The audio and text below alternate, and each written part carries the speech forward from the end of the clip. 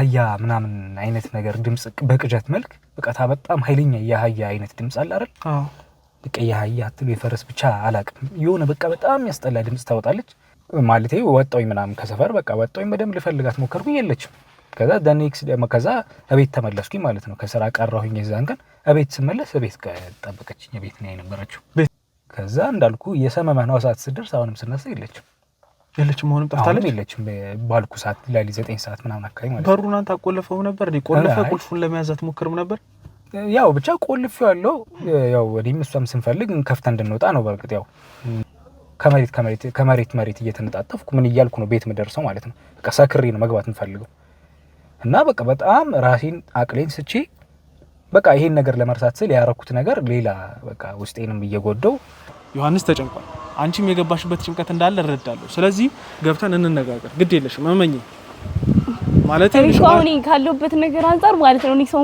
ማምንበት ሁኔታ ላይ ስላልሆንኩ እኮ ማንንም ማመን አልፈልግም ግን ይኸውልሽ ከሰው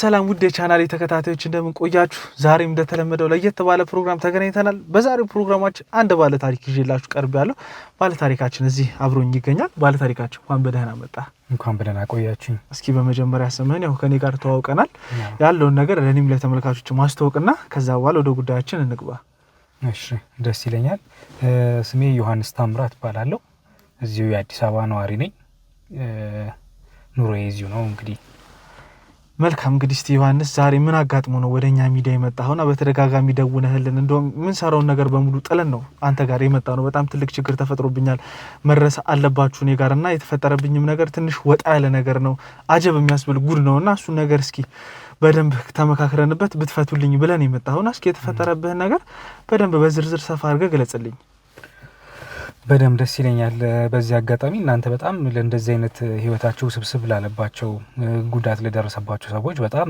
በቃ ወደኛ ምላሽ የምትሰጡ የችግሩ እንትን ችግርን የሰውን ችግራችሁ አርጋችሁ ሼር አርጋችሁ የሰውን እንትን ለመፍትሄ የምትሯሯጡት በዚህ በጣም እንግዲህ ከፈጣሪ በታች በጣም ነው አመሰግናችሁና እኔም እንዳልከው ነው ያው በጣም በቸገረኝ በጨነቀኝ ሰዓት እናንተ ጋር በተደጋጋሚ ደውዬ ሞክሬም ስላገኘዋችሁና አሁን ስራችሁን ታችሁ እዚህ ስላላችሁ በጣም ነው አመሰግነው በዚህ አጋጣሚ እግዚአብሔር ያክብርልኝ መልካም እስቲ የተፈጠረው ነገር ወደ ታሪኩ እንግባ እሺ እንዳልኩ እኔ ምኖረው እዚሁ አዲስ አበባ ነዋሪ ነኝ እንደማንኛውም የአዲስ አበባ ነዋሪ እንደ ብዙሃኑ ተቀጥሬ ምሰራ የራሴ በቃ የዕለት ጉርስም ማለታ ተመሳሳይ ላይፍ ሩቲን ያለኝ ሰው ነኝ በዚህ አጋጣሚ ባለ ትዳርም ነኝ ትዳር ከመሰረትኩኝ 1 አመት ከ2 ወር ሆኖኛል በዚህ ሰዓት እና በእንደዚህ አይነት ህይወት ውስጥ ነው የምኖረው እንግዲህ ምንድነው እኔ አሁን በህይወቴ ያጋጠመኝ በጣም ትልቅ ጭንቀትና ችግር ከትዳሬ ጋር በተያያዘ አንድ ጉዳይ ነው ምንድነው ከትዳር ጋር የተያያዘው ነገር ባለ ትዳር መሆን ደስ ይላል በወጣትነት መሰብሰብ ብዙ ነገሮችን ማድረግ በጣም ደስ ይላል እስኪ እንዴት ነው ከባለ ትዳር ጋር ያለው ነገር ከባለቤት ጋር የተፈጠረው ነገር ምንድነው ከዛ በፊት እንደው ያው ለተመልካቾችም እንዲሆን ትውቃችሁን የተገናኛችሁበትን ቦታ ያሳለፋችሁትን ነገር በደንብ በዝርዝር ብትገባልኝ ያው ስመለከት የተወሰነ ቢሆን ነገሩን ለመናገር ባንዴ ከብዷልና በእነዚህ አይነት ነገሮች አለሳልሰብ እንገባ ብዬ ነውና እስኪ ከስር ከመሰረቱ ከባለቤት ጋር እንዴት እንደተገናኘን ብዙ ነገሮች እንዴት እንዳደረጋችሁ ከዛ በኋላ ደግሞ አሁን የተፈጠረውን ጉዳይ ቀስ ብለን እንገባዋለን እስኪ እንዴት ነበር ከባለቤት ጋር የተገናኛችሁበት ሁኔታ እሺ ደስ ይለኛል ማለት ያው ጭንቀቴን ተጋርተዋል ከሆኑና ብዙ ለመናገር እየከበደኝ ነው ጭንቆኛል ብዬ ከመጣው በኋላና ላካፍላችሁ ጭንቀቴን ከመጣው በኋላ ራሱ ለመናገር ቃላት አንሶኛል ልቤ ይመታል ምናምን እስኪ ቀስ ያለን እንገባለን እንዳልኩ ባለ ትዳር ነኝ ትዳር ከመሰረትን ከባለቤቴ ጋር 1 አመት ከ2 ወር ይሆናል የትውውቅ ጊዜያችን ደግሞ ምን ይመስል ነበር እኔ እንዳልኩ በባንድ ድርጅት ውስጥ ተቀጥሬ ነው የምሰራው እና በመሰራበት ምናልባት ስሙን መግለጽ አስፈላጊ ስላይደለ በመሰራበት መስሪያ ቤት ውስጥ አንድ ህንጻ ውስጥ ነውና እዛ ህንጻ ውስጥ ስመላለስ ነው ያገኘኋት የነበረው ምክንያቱም ሊፍቶች ላይ ወይም ደረጃ ላይ ምሳሳት ላይ በምሳሳት እዛው ምግብ ቤት እዛው ህንጻ ላይ ስላለ በተደጋጋሚ እዛ ቦታ እንገናኝ ነበር ከሷ ጋር አብራችሁ ነበር የምትሰሩት ስራ አይደለም ግን እዛ ህንጻ ውስጥ እሷም በሌላ ንግድ ዘርፍ ውስጥ ነው የምትሰራው። እዛው ህንጻ ውስጥ የሆነ ንግድ ቦታ አለ፣ እዛ ነው የምትሰራው እሷና እዛ ቦታ እንገናኛለን ልልክ ነው በተመሳሳይ ሰዓት እና ስንገናኝ በመታየት ምናምን የመዋደድ ነገር ተፈጠረ፣ ወይም የመላመድ በተለይ እኔ ጋር በጣም መውደድ ነበረ። እሷ አይቻት በጣም ወድጃት ነበር። ያው ወንድ ልጅ እንደምታውቀው ነው እንዳ የአይን ፍቅር በጣም እንትን ያጠቃናልና እሷ ደግሞ በጣም መልከ መልካም በጣም ቆንጆ ሴት ናት እና አይቻት በጣም ነው የወደድኳት። ስለዚህ ትውውቃችን እኔ በጣም ውስጤ ፈልጎ ለማናገር በተደጋጋሚ እያዩት ስለነበረ በጣም ልግባባት እፈልግ ነበር። ግን ደግሞ እኔ ከኔ አልመጣም። ቀንቱ ነው የመግባባቱ ነገር በእኔ በኩል አልመጣም፣ በእሷ በኩል የመጣው። እሷም እንዳልኩ ታየኝ ነበር ምናምን እንተያያለን፣ እኔ ብቻ አይደለሁ። ግን እኔ መናገር ፈርቼ ብዙ ልቀርባት ባለመቻሌ ከዛ እሷ ግን ገፍታ መጣችና እሷ ተዋወቀች ማለት ነው። በጣም ደስ ይላል። እሷም ጋር ፍላጎቱ ስለነበረ እንደውም እኮ በአብዛኛውም የኢትዮጵያ ሴቶች አይዳፈሩም፣ አይናገሩም። ቢወዱም ቢያፈቅሩም ዝም ብለው ይውጡታል እንጂ ካንተ እስኪመጣ ይጠብቃሉ። በጣም የምትገርም ሚስት ነች። እሺ ከዛስ በኋላ መታናገረች፣ መነጋገር፣ ስልክ ተለዋወጣችሁ፣ ብዙ ነገሮችን ማድረግ ጀመራችሁ። እሺ እንዴት ሆነ? ያው በቃ ቀስ በቀስ እያለ እዛው የምንበላበት ምግብ ቤት ውስጥ ሻይ ቡና መባባል ተጀመረ። ከስራ ስንወጣ መሸኛኘት ተጀመረ። መላመድ መጣ ማለት ነው። በትውውቅ የተወሰነ ጊዜ ካሳለፍን በኋላ ነው ወደ ትዳር የገባ ነው። እንዳልኩ በጣም በጣም በጣም በጣም ቆንጆ ሴት፣ በጣም መልከ መልካም፣ ጸባይ ሰናይ የሆነች ሴት ናት። ብዙ ወንዶችም ለትዳር በጣም ፈልገዋት የነበረች ሴት ናት። ምክንያቱም አንደኛ ቆንጅናዋ ይገዛል፣ ስትቀርባት ደግሞ ባህሪዋ ሌላ ነው እና እንደዚህ አይነት ሴት ስለነበረች ብዙ ባለ ሀብቶች ራሱ ብዙ ትዳር ያቀረቡላት ሰዎች አሉ ምናምን። ግን ከኔ ጋር በመሀል በቃ ከኔ ጋር በመላመድ እሷም እኔ ጋር ፍላጎት ስለነበራት መቀራረቡ መጣ። ከኔ ጋር አብሮ መላመዱ ፍቅረኛ ማቾች መሆን መጀመር ጀመርን። በቃ ፍቅረኛ ማቾች ሆነን ከዛ ያን የፍቅር ህይወት ደግሞ ወደ ትዳር እናምጠው የሚል ከኔ መጣ ማለት ነው፣ በትዳር አብሮ ለመተሳሰር። ስለዚህ በሰዓቱ በጣም ፍቃደኛ ስለነበረች እንዳልኩ እኔ ደሞዝተኛ ነኝ። ያው ከወር አያልፍም እንትኔ ያው የደሞዝ ህይወት ታውቀዋለህ ብዙ እንትን እና ግን በቃ ትዳር መስርቶ የሆነ ቤተሰብ ለመመስረት ደግሞ ያን ያህል የሚያቀተኝ አይደለም። ግን አትረፍርፌ ማኖራት አይነት ህይወት አልሰጧትም። ምክንያቱም ብዙ ትዳር ቀርቦላት የትዳር አማራጭ ቀርቦላት እኔም ብላ ስመጣች ሴት ፍቅሬን ፈልጋ እንጂ ሌላ ነገር አይደለም። ስለዚህ በዛ መሀል በቃ እኔና እሷ ለትዳር ስጠይቃት እሺ ያለች፣ ተጋባን፣ መኖር ጀመርን ማለት ነው።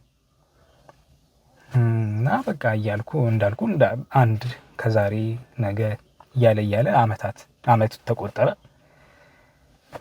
አንድ አመት በትዳር ቆያችሁ። እንግዲህ ብዙ ነገሮችን ታሳልፋላችሁ። አንድ አመት በትዳር ማለት ብዙ ጊዜ ነው። አንድ ሰው ደግሞ ያው ባልና ሚስት መግባታችሁ ብቻ አይደለም፣ ሁለት ቤተሰብ ነው የሚዛመደው እና በቤተሰብ የሚመጣ ችግር ሊኖር ይችላል። እሷ እንደነገርከኝ ከሆነ ብዙ ባለ ሀብቶች ይጠይቋታል። እሷንም ገፍታ ነው እንግዲህ አንተ ጋር የመጣችሁ። አንተ ደግሞ እንደነገርከኝ ከሆነ ያው በኢኮኖሚው ስቴብል አልሆንኩም ነው እያልከኝ ያለው። ተቀጥሬ እንግዲህ እንደማንኛውም ኢትዮጵያዊ እንደማንኛውም ወጣት እኖራለሁ፣ እሷንም ማኖር አያቅተኝም ነው። ያው ይሄንን ነገር እያደረጋችሁ ምን ተፈጠረ? እንግዲህ ሁለታችሁም ያው አንድ ላይ አምናችሁበት የገባችሁበት ነገር ነው። አመት ከስንት ወር ነው ያልከኝ አብራችሁ ቆያችሁ? አመት ከሁለት ወር። እንግዲህ አመት ከሁለት ወር አብራችሁ ቆይታችኋልና ከአመት ከሁለት ወር በኋላ ምን ተፈጠረ? አሁን ላይ እኛ ጋር ሲያመጣ ጉዳይ ምንድን ነው? እና ያው እናንተ ጋር ያመጣኝ ጉዳይ በጣም እኔ እንጃ። ያው ትዳር ውስጥ ብዙ ነገር ይፈጠራል ታውቃለህ። ያው ብዙ አለመግባባቶች ይፈጠራሉ፣ ትዳር ይፈርሳል። ትዳሩም እንዳለ ሆኖ ደግሞ ሁሌ እየተበጣበጥ አብሮ መዝለቅም አለ ምናምን። ትዳርን ብዙ ብቻ ከሚያጎረባብጣቸው ነገሮች አንዱ ያው ምንድን ነው የምንለው የቺቲንግ ወይም ሌላ የቤተሰብ ጉዳይ ጣልቃ ገብነት፣ የጓደኛ ምናምን ብዙ ነገሮች አሉ፣ ወይ መሰለቻቸት ምናምን ሊሆን ይችላል። የኔን ግን በቃ ለየት የሚያደርገው ነገር እንጃ እኔ አላውቅም። ስማ አይዞህ ዮሐንስ፣ እስኪ ተረጋጋና የተፈጠረው ነው በቃ እኔ እንጃ።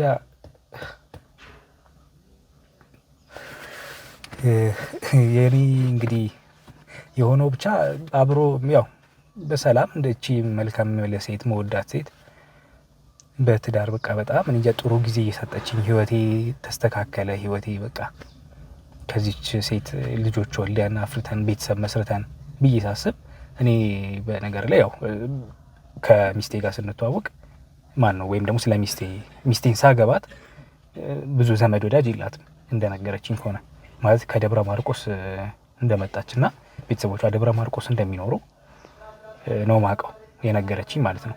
ስለዚህ ትዳር ስንመሰረት በእሷ በኩል በእኔ በኩል ይሄ ሽምግልና ምናምን አልተፈጠረም ማለት ሽምግልና ልኬ ምናምን አይደለም ያገባዋት።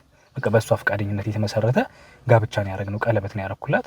በዛም ነው ወደ ትዳር የገባ ነው።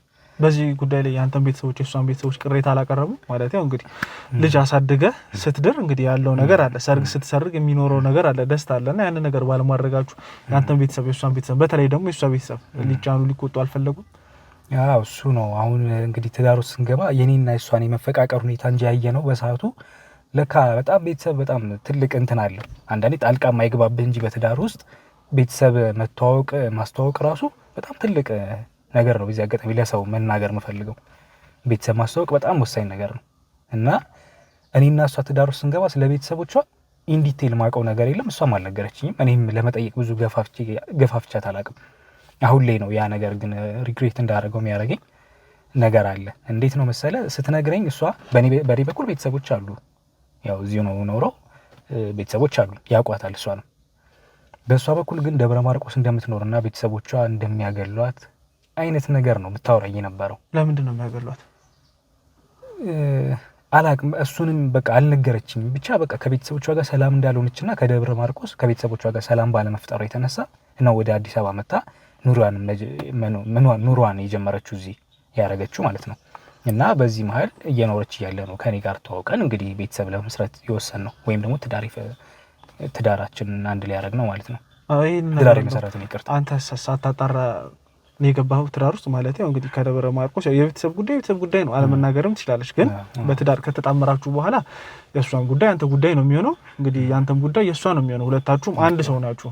ተረዳኸኝ አይደል? ያንን ነገር ቤተሰብ ነው ደግሞ ስጋ ነው፣ ተቆርጦ የሚጣል ነገር አይደለም። ተነጋግራ መፍታት ያለባትን ነገር መፍታት አለባት አይደል? በዛም ኬዝ ከሆነ አሁን ላይ የተፈጠረብህ ችግር ይህንን ነገር እንደው ለማድረግ ከቤተሰቡ ጋር ለማስታረቅ ያጣላቸውን ጉዳይ ለማወቅ አንተ በግልህ ምን ያህል ጥረሃል?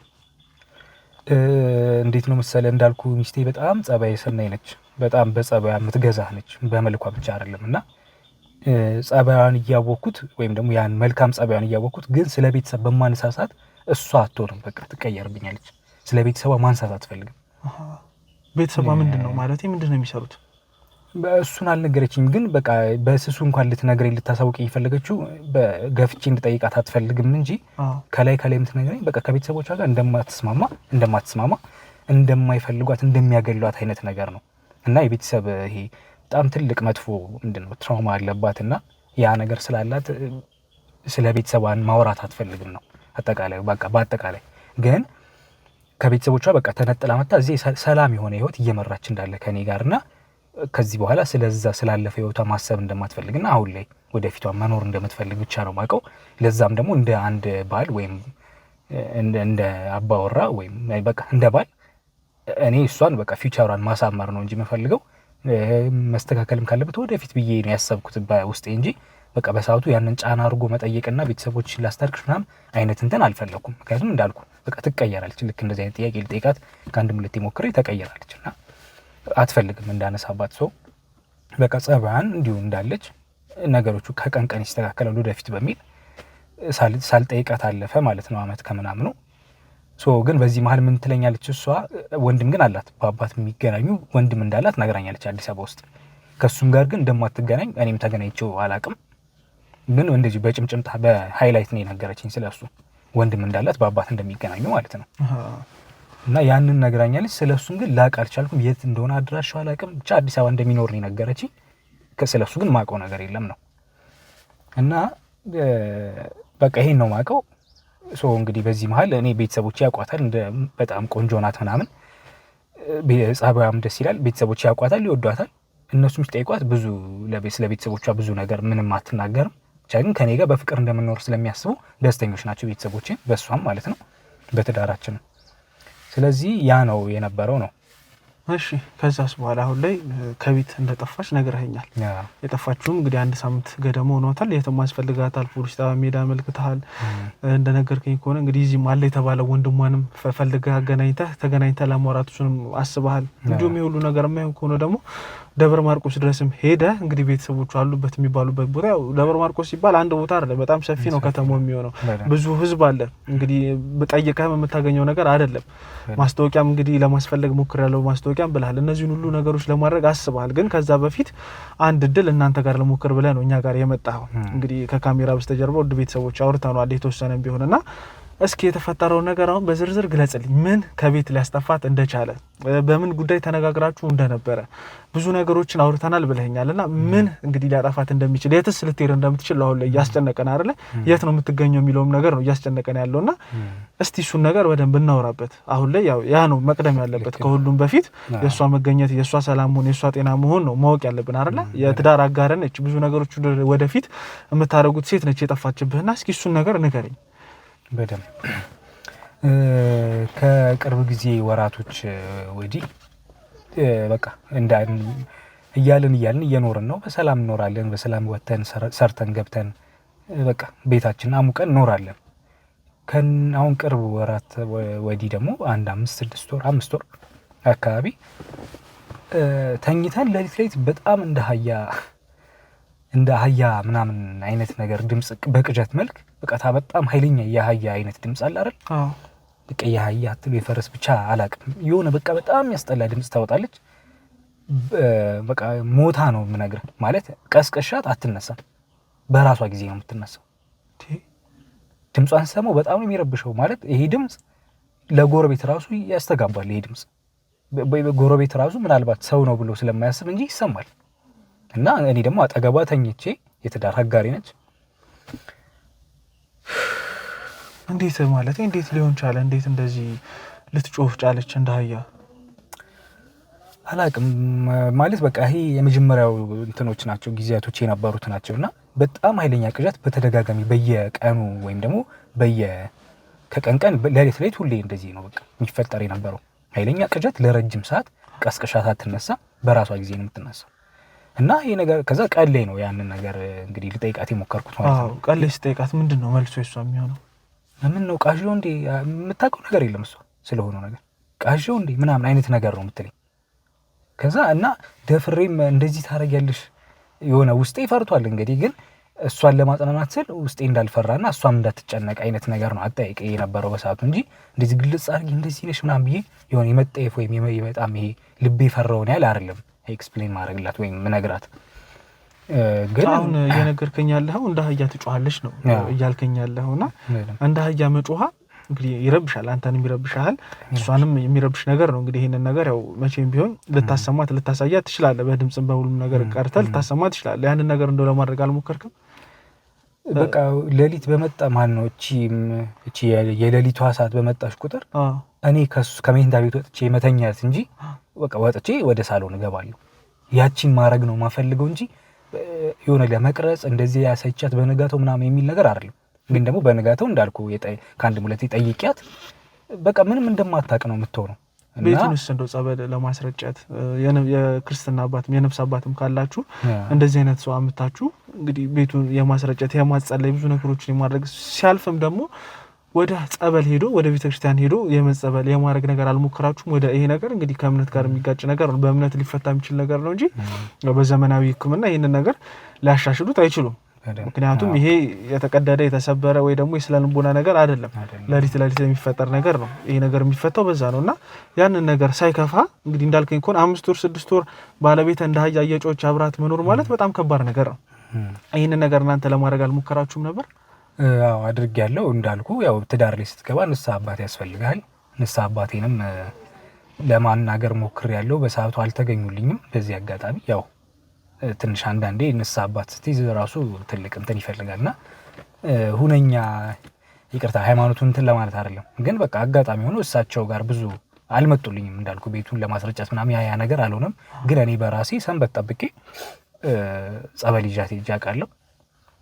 ጸበል ይዣት ሲሄድ በቃ እንደኔ እንደማንኛውም ሰው ጀስት ተጠምቃ ምናምን ትወጣለች። ሌላ ነገር የለም፣ እንደዚህ አይነት ነገር የለም። ግን ያንን ነገር ይፈጠራል ብዬ አስቤ ነበረ በሰዓቱ። ሌላ ንስሐ አባትም ለመያዝ ሞክሬ ነበር፣ ማለት ሀሳብ ነበረኝ። ያው እኔም ያንን አላረኩም በእርግጥ እና ግን ጸበል ግን እንዳልኩ ከአንድ ሙለት ይዣት ሄጄ አውቃለሁ። ኖርማል ነች። በማውራትም ሰዓት እንደዚህ ሆነሻል ብዬ አለስልሼ በምጠይቃት ሰዓት ደግሞ ምንም የምታውቀው ነገር የለም ማለት እንዲህ ይፈጠራል እንዴ? እሷ ራሱ እንደ አዲስ ነው የምትሰማኝ እና አባቴ ያስጨነቁ እንዴ ምናምን አይነት ነገር ነው የምትለኝ። አይ ችግር የለውም ግን በቃ እየቃዠች ስለሆነ ምናምን በሚል ነው ጸበል ይዣት ሄድኩት በሰዓቱ። ያንን ያደረኩት ከዚህ የገፋ ነገር ብዙ አላረኩኝም።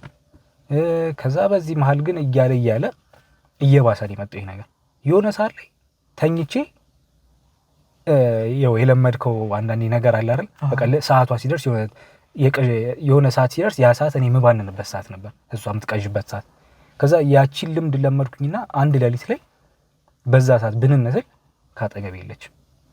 እንዴት ካጠገቤ የለችም ማለት? በቃ አልጋይ ላይ አብረን አይደለንም፣ አብራኝ አልነበረችም፣ ወጣለች። እሺ። ከዛ ያው ለሽንት ምናምን መስሎኝ በሰመመን ሆኜ ስጠብቃት ሳትመለስ ቀረች። ከዛ ሳይ አልተመለሰችም። ከዚያ የሆነ ሰዓት ላይ ስገባ ቤት ውስጥ የለችም፣ ግቢ ውስጥ የለችም ምናምን።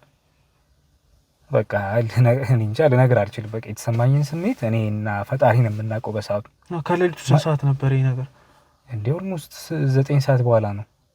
9 ሰዓት በኋላ ነው እንዴ? በሌሊቱ 9 ሰዓት የት ልትሄድ ትችላለች? ባለቤት እንግዲህ ስተኙ በር ቆላልፋችሁ ብዙ ነገሮችን አድርጋችሁ ነው የምትኙ። ጥበቃም ካለ ይጠብቃልና ይሄ ነገር ሲሆን አንተ እንደ አልሰማህም? በርም ከፍታን ቋቋ ስትወጣ ምንም ነገር አልሰማህም? ምንም ነገር አልሰማሁም። በቃ እንዳልኩ የለመድከው ሰዓት ሲኖር አንዳንዴ ሽንትን ሌሊት ሌሊት መሽናት ከለመድክ ያቺ ሰዓት ጠብቃ ሽንትክ ይመጣል፣ ወይ ውሃ መጠጣት ብቻ እንደዛ ነገር። የምግብ ሰዓት ከሆነ ምግብ ይርባሃል አይነት አይደል? ትክክል። እኔም ያቺ ሰዓት በቃ እሷ የምትቃዥበት ሰዓት ምባንንበት ሰዓት ሆነ። ደግሞ ሁሌ ደሴም ታይም ነው የምትቃዥው ነገርና ያ ሰዓት ላይ ስባንን ካጠገብ የለችም ነው። ያ ነገር በቃ ሌላ ታሪክ ውስጥ ከተተኝ። ቤቴን ፈራሁት። በቃ ወና የሆነ በጣም ጭልም ያለ በጣም የሚያስፈራ ስሜት ተሰማኝ። ነጋልኝ የመጀመሪያ ቀን። እሺ። ከዛ ኔክስት ዴይ ያው ደወልኩኝ። ስልኳን ጥላ ነው የወጣችሁ ከቤት። ስለዚህ መደወል ማግኘት አልችልም ማለት ነው፣ ቤት ነው ያለው። ከዛ በንጋታው ስደውል ያው ቤት ውስጥ ስላለ እኔም በቃ ከስራ ቀረ። የዛን ቀን በጣም ተደናገጥኩኝ። ልፈልጋት ሞከርኩኝ በጠዋት ተነስቼ ማለዳ 12 ሰዓት ምናምን አካባቢ። ከዛ ልፈልጋት ስሞክር ላገኛት አልቻልኩም። ማለቴ ወጣሁኝ ምናምን ከሰፈር በቃ ወጣሁኝ። በደንብ ልፈልጋት ሞከርኩኝ፣ የለችም።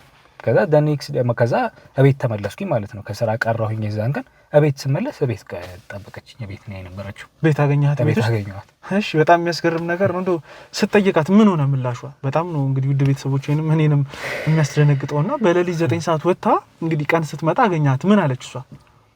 ያኔ ስነግር ድራማ እየመሰለኝ ነው ሁላ ማለት ምን እየተፈጠረ እንደሆነ ሁላ እስካሁን ድረስ ማመን ያቅተኛል። አሁን እነዛን ጊዜያቶች ሲያስታውሳቸውና ስመለስ ቤት ውስጥ ነች። ካረገችው ቢጃማ ጋር እንዳለች ነች። በቃ ቤት ውስጥ አገኘኋት። ከዛ እንዴ ማሪ የት ሄደሽ ነበረ? ሌሊቱን ሙሉ የት ጠፍተሽ ነው ስላት፣ እንዴ ነበርኩኝ። በቃ ምንም እንዳላወቀችው ነው የምታወራኝ ነው በቃ ነገርዬ። ግን ፊቷ ቶታሊ ተቀይሯል። እንዴት ተቀይሯል? እኔ ሴንስ በቃ ነጭ አመድ ሆና ነው ያገኘኋት። ምንድነው ፊትሽስ ምናምን ስላት፣ ምን ሆንኩኝ? በቃ የሆነ በጣም የሆነ እኔ እንጃ ከሰው ማጠብቀው ያው ምንም እንዳልተፈጠረ ሆና ነው የምታወራኝ። ምን ሆንኩኝ አይነት ነገር። ከዛ እንዴ ተቀይረሻል፣ ፊትሽ ትክክል አይደለም፣ ሌሊቱን ሙሉ የት ነበርሽ? የት ነው የጠፋሽው? ከዛ እኔ የትም አልጠፋሁም ሰውዬ፣ አይምሮውን ተመርመር ስትለኝ እውነትም የራሴ አይምሮ ነው የመሰለኝ፣ ማመን ካለመፈለግ የተነሳ። ምክንያቱም ልታምነውም አትችልም ይሄን ነገር። ትክክል። ከዛ አይምሮዬ የሆነ ነገር የሆነ መሰለኝ፣ በቅዠት ዓለም የዞርኩትም መሰለኝ። ሌሊት የተፈጠረውን ነገር ቃዥቼ መሰለኝ እኔ ራሴ። እንዴ ቃዥቼ ነው እንዴ ከራሴ ጋር አይደለሁም እንዴ ምናምን ብዬ ሌላ ነገር ውስጥ ገባኝ። ለራሴ ጭንቀት ያዘኝና ደንግጬ አልጠበቃ ሰው ጤነኛ አይደለም እንዴ ምን ሆነ ነው ምናምን ነገር አለች። ከዛ ስትለኝ እንዴ ነገር እኔ ከኔ ነው እንዴ ችግሩ አይምሮዬ ምናምን ብዬ እሺ ይቅርታ በቃ ማርዬ ምናምን ብያት፣ ግን ፊቷ ትክክል አይደለም እንዳልኩ ደግሞ። ከዛ ለማንኛውም በቃ ወደ ስራ ትሄጃለሽ ምናምን ስላት አረፋፍዷል። ኦልሬዲ የስራ ሰዓት መግቢያ አይደለም ያ ሰዓት ቀረሁኝ በሰዓቱ። ከዛ አይ ዛሬ አልገባም ምናምን አለችኝ ማለት ነው። በቃሽ ብለን አብረን ዋልን ምናምን። የዛን ቀን እኔም ከስራ ቀረሁ፣ እሷም ከስራ ቀረች። ሻወር ወሰደች ምናምን ተመለሰች፣ ወደ ነበረችበት ተመለሰች። የዛን ቀን አብረን ዋልን ማለት ነው ከስራ ቀርተን። ከዛ በሁለተኛው ቀን ቁጭ ብዬ አደርኩኝ። የዛን ቀን አብረን ነበረ ያደረችው። አልወጣችም ማለት ነው? አልወጣችም እንዳልኩ፣ ግን ቅዠቱ ነበረ የዛን ቀን በሁለተኛው ቀን ማለት ነው። ከዛ ያ ነገር ተፈጠረ። በቃ ቃዠች ምናምን። ቁጭ ብዬ በቃ ራሴን ገሸሽ አረኩኝ። ማመን አልቻልኩም ያለውን ነገር። እስኪ ዛሬ ደግሞ እንዴት ይሆኑ ብታም ብዬ በቃ መጠበቅ ጀመርኩኝ። ያ ስትቃዥ አደረች። ሲተዋቷት በጧት ተነሳች። እኔ ግን እንቅልፍ አጥቼ አደርኩኝ። በዚህ ማለት በእንቅልፍ ማጣት ራሱ ሌላ ጭንቀትና ሌላ በቃ ትክክል አይምሮ መረባበሽ ጀመረ በብዙ ነገር። ከዛ እስኪ በቃ 3ኛው ቀን ኖርማል ነው ብዬ ነጋ ዋልን ምናምን። ያው የእንትኑን አልነግርም የቀኑን አልነግርም የሌሊቱ ነው ያው ዋናው ኬዎስ የተፈጠረው እነዛ ሰዓት ስለሆነ። ከዛ የድካሙም ስለነበር የ2-3 ቀን ድካም ምናምን ስለነበር የዛን ቀን ራሴን አለቅም ተኝቻለሁ። ከዛ እንዳልኩ የሰመመህ ነው ሰዓት ስደርስ አሁንም ስነሳ የለችም መሆንም ጠፍታለች። የለችም ባልኩ ሰዓት ላይ 9 ሰዓት ምናምን አካባቢ ማለት ነው። በሩን አንተ አቆልፈው ነበር እንዴ? ቁልፉን ለመያዝ አትሞክርም ነበር? ያው ብቻ ቆልፌው ያለው ያው ወዲም እሷም ስንፈልግ ከፍታ እንድንወጣ ነው። በርግጥ ያው የሚያዛልፍ እንደ ታሳሪ አይደለም እሷን የሚያዝ ግን ያው እንደዚህ አይነት ነገሮች መፈጠር ከጀመሩ ማለቴ እሷ ወጣ ጠፍታ ከዛ በኋላ እንግዲህ ሌሊቱን ሙሉ ስታሰሳት ጠዋት ላይ ፈልጋት ከከሳስ ትመጣ ካገኘሃት እንግዲህ ይሄ ነገር እኮ መንፈስም ይዟት እየጎተተ ይዟት እየሄደ ሊሆን ይችላል። እንደዚህ አይነት ነገሮች ሊኖሩ ይችላሉ። ስለዚህ በደንብ ሴኩር ካሜራም ለማስቀመጥ አልሞከርክም ነበር አንተ? አልሞክም። ያው እንዳልኩ ነው እነዚህ ተከታታይ ቀናቶች ላይ በራሴ ነው ነገሮችን ልመረምር የፈለጉት። ከዛ ደግሞ እሷም መልሳ ባካ ያረጋችው ማለት ነው ስጠይቃት ለሊት የት ነበርሽ ያልኳት ቀን እንዴ ጤነኛ አይደለም ተኝቼ እኮ ነው ያደርኩት ስትለኝ የራሴን አይምሮ ነው የተጠራጠርኩት እንጂ በቃ በሚቀጥለው ቀን ራሴን የተጠራጠርኩት ነው አይምሮ የፈጠረው ነገር ከሆነ ብዬ ነው የተጠራጠርኩት እንጂ እሷ ጠፍታለች የሚለውን ማመን ሁላ አልቻልኩም በሰዓቱ። ስለዚህ ያ ነበረ። ስለዚህ በ3ኛው ቀን ኦሬዲ ቤቷ ነው ቤቴ ነው ቆልፈን ከፍተን እንወጣለን እንገባለን እንጂ እንደ እስረኛ አይደለም እሷን መከታተላት። እንዳልኩ ደግሞ የተጠራጠርኩት የራሴን አይምሮ ነው ከሷ ይልቅ። ስለዚህ በ3ኛው ቀን ያ ነገር ሀፕን ሲያደርግ በቃ አበድኩኝ። በሩ ተከፍቷል ምናምን ነገር። ከዛ ራሴን በመስታወት አየሁኝ። በቃ በቅዠት አይደለም የእውነት ነው እየሆንኩ ያለሁት ነገሮች እየሆኑ ያሉት የእውነት እንደሆነ ገባኝ። ከዛ በዚህ መሀል በቃ በጣም ብዙ በቃ እያልኩኝ እነዚህ ነገሮች በጣም ይከታተሉ ነበር። ጧት ስመጣ የለችም። በዚህ መሀል ትዳራችን የሆነ በቃ ምንድነው መፈራራትና በቃ እንትን ሆነ ማለት ነው። አዎ እንግዲህ የማይሆኑ ተፈጥሮ የማያውቁ ነገሮች እኮ ነው እየተፈጠሩ አሉት እናንተ ላይ። በጣም የሚያስደንቁ ክስተቶች ናቸው። 9 ሰዓት ላይ እየተነሳች መጣፋ ከሆነ ጧት ላይ የምትመጣ ከሆነ ምንድነው ይሄ ነገር? በጣም ስጠይቃትም የሚሰጠህ ምላሽ እንግዲህ አሳማኝ ካልሆነ ምንም ቢሆን ይሄ ነገር ሊያሳምን አይችልም። እንግዲህ በሌሊቱ 9 ሰዓት ስራ ከሌላት ምን ከሌላት ለምን ልትወጣ ትችላለች? ይሄ ነገር እኮ እሷንም ጎርቶ አንተንም የሚጎዳ ነገር ነው። በሁለተኛው ቀን ስጠይቃት ምን ሆነ ምላሿ? በቃ በሁለተኛው ቀን ስጠይቃት ከዛ ጠፍታ ከዛ የዛን ቀን ራሴ ነው ብር አድርጌ ያጠፋሁት። በነጋታው የለውም እኔ ማለት ለፈራዋት ራሱ ላይ የእውነቱን ለመናገር በቃ ፈራዋት። የሆነ ነገር ነው ገብቶኛል። የሆነ አጋንንታዊ የሆነ ነገር እንደሆነ ገብቶኛል በሰዓቱ። ከኔ እንዳልሆነም በቃ እየተረዳኝ መጣሁ። በቃ በዚህ ማለት ፈርቻት ወጣሁኝ ከቤት ስራ ዋልኩኝ። ግን ማለት ለመውጣት ያህል እንጂ መሄጃውን ላጥቼ ነበር በሰዓቱ። በቃ ደንግጫለሁ። ቀኑን ሙሉ በጣም ውስጤ ምናምን ተረብሿል። ሰውነቴን በቃ የሆነ ነገር ሆኛለሁ። ከዛ የዛን ቀን በቃ ከዛ ደወለችልኝ ወደ እንዴ ዛሬ ደግሞ ሳታገኝኝ ሄድኩ አይነት ነገር እንደዚህ ተደዋውለን እንደዛ ነገር ነው ያለች። ከዛ እንዴ አንቺ ሴት አሁን ቅዠት ነው ልትኝ እንዳይሆን አልኳት። ስራ ሆኜ ማለት ነው። እሺ ዛሬም ጠፍተሽ ነው ያደርሽው አልኳት ማለት ነው። ዛሬም ጠፍተሽ ነው ያደርሽው። እኔ ምን እየቃዠው እንዳልሆነ በጣም እርግጠኛ ነኝ። አንቺ ነሽ የሆነ ነገር እየሆንሽ ያለሽው ስላት በቃ አበደች። ሌላ ታሪክ ውስጥ ገባች። በቃ መሰዳደብ አርገን ማናቀው በህይወታችን በመከባበር የተመሰረተ ትዳር በመሰዳደብ ሆነ ማለት ነው።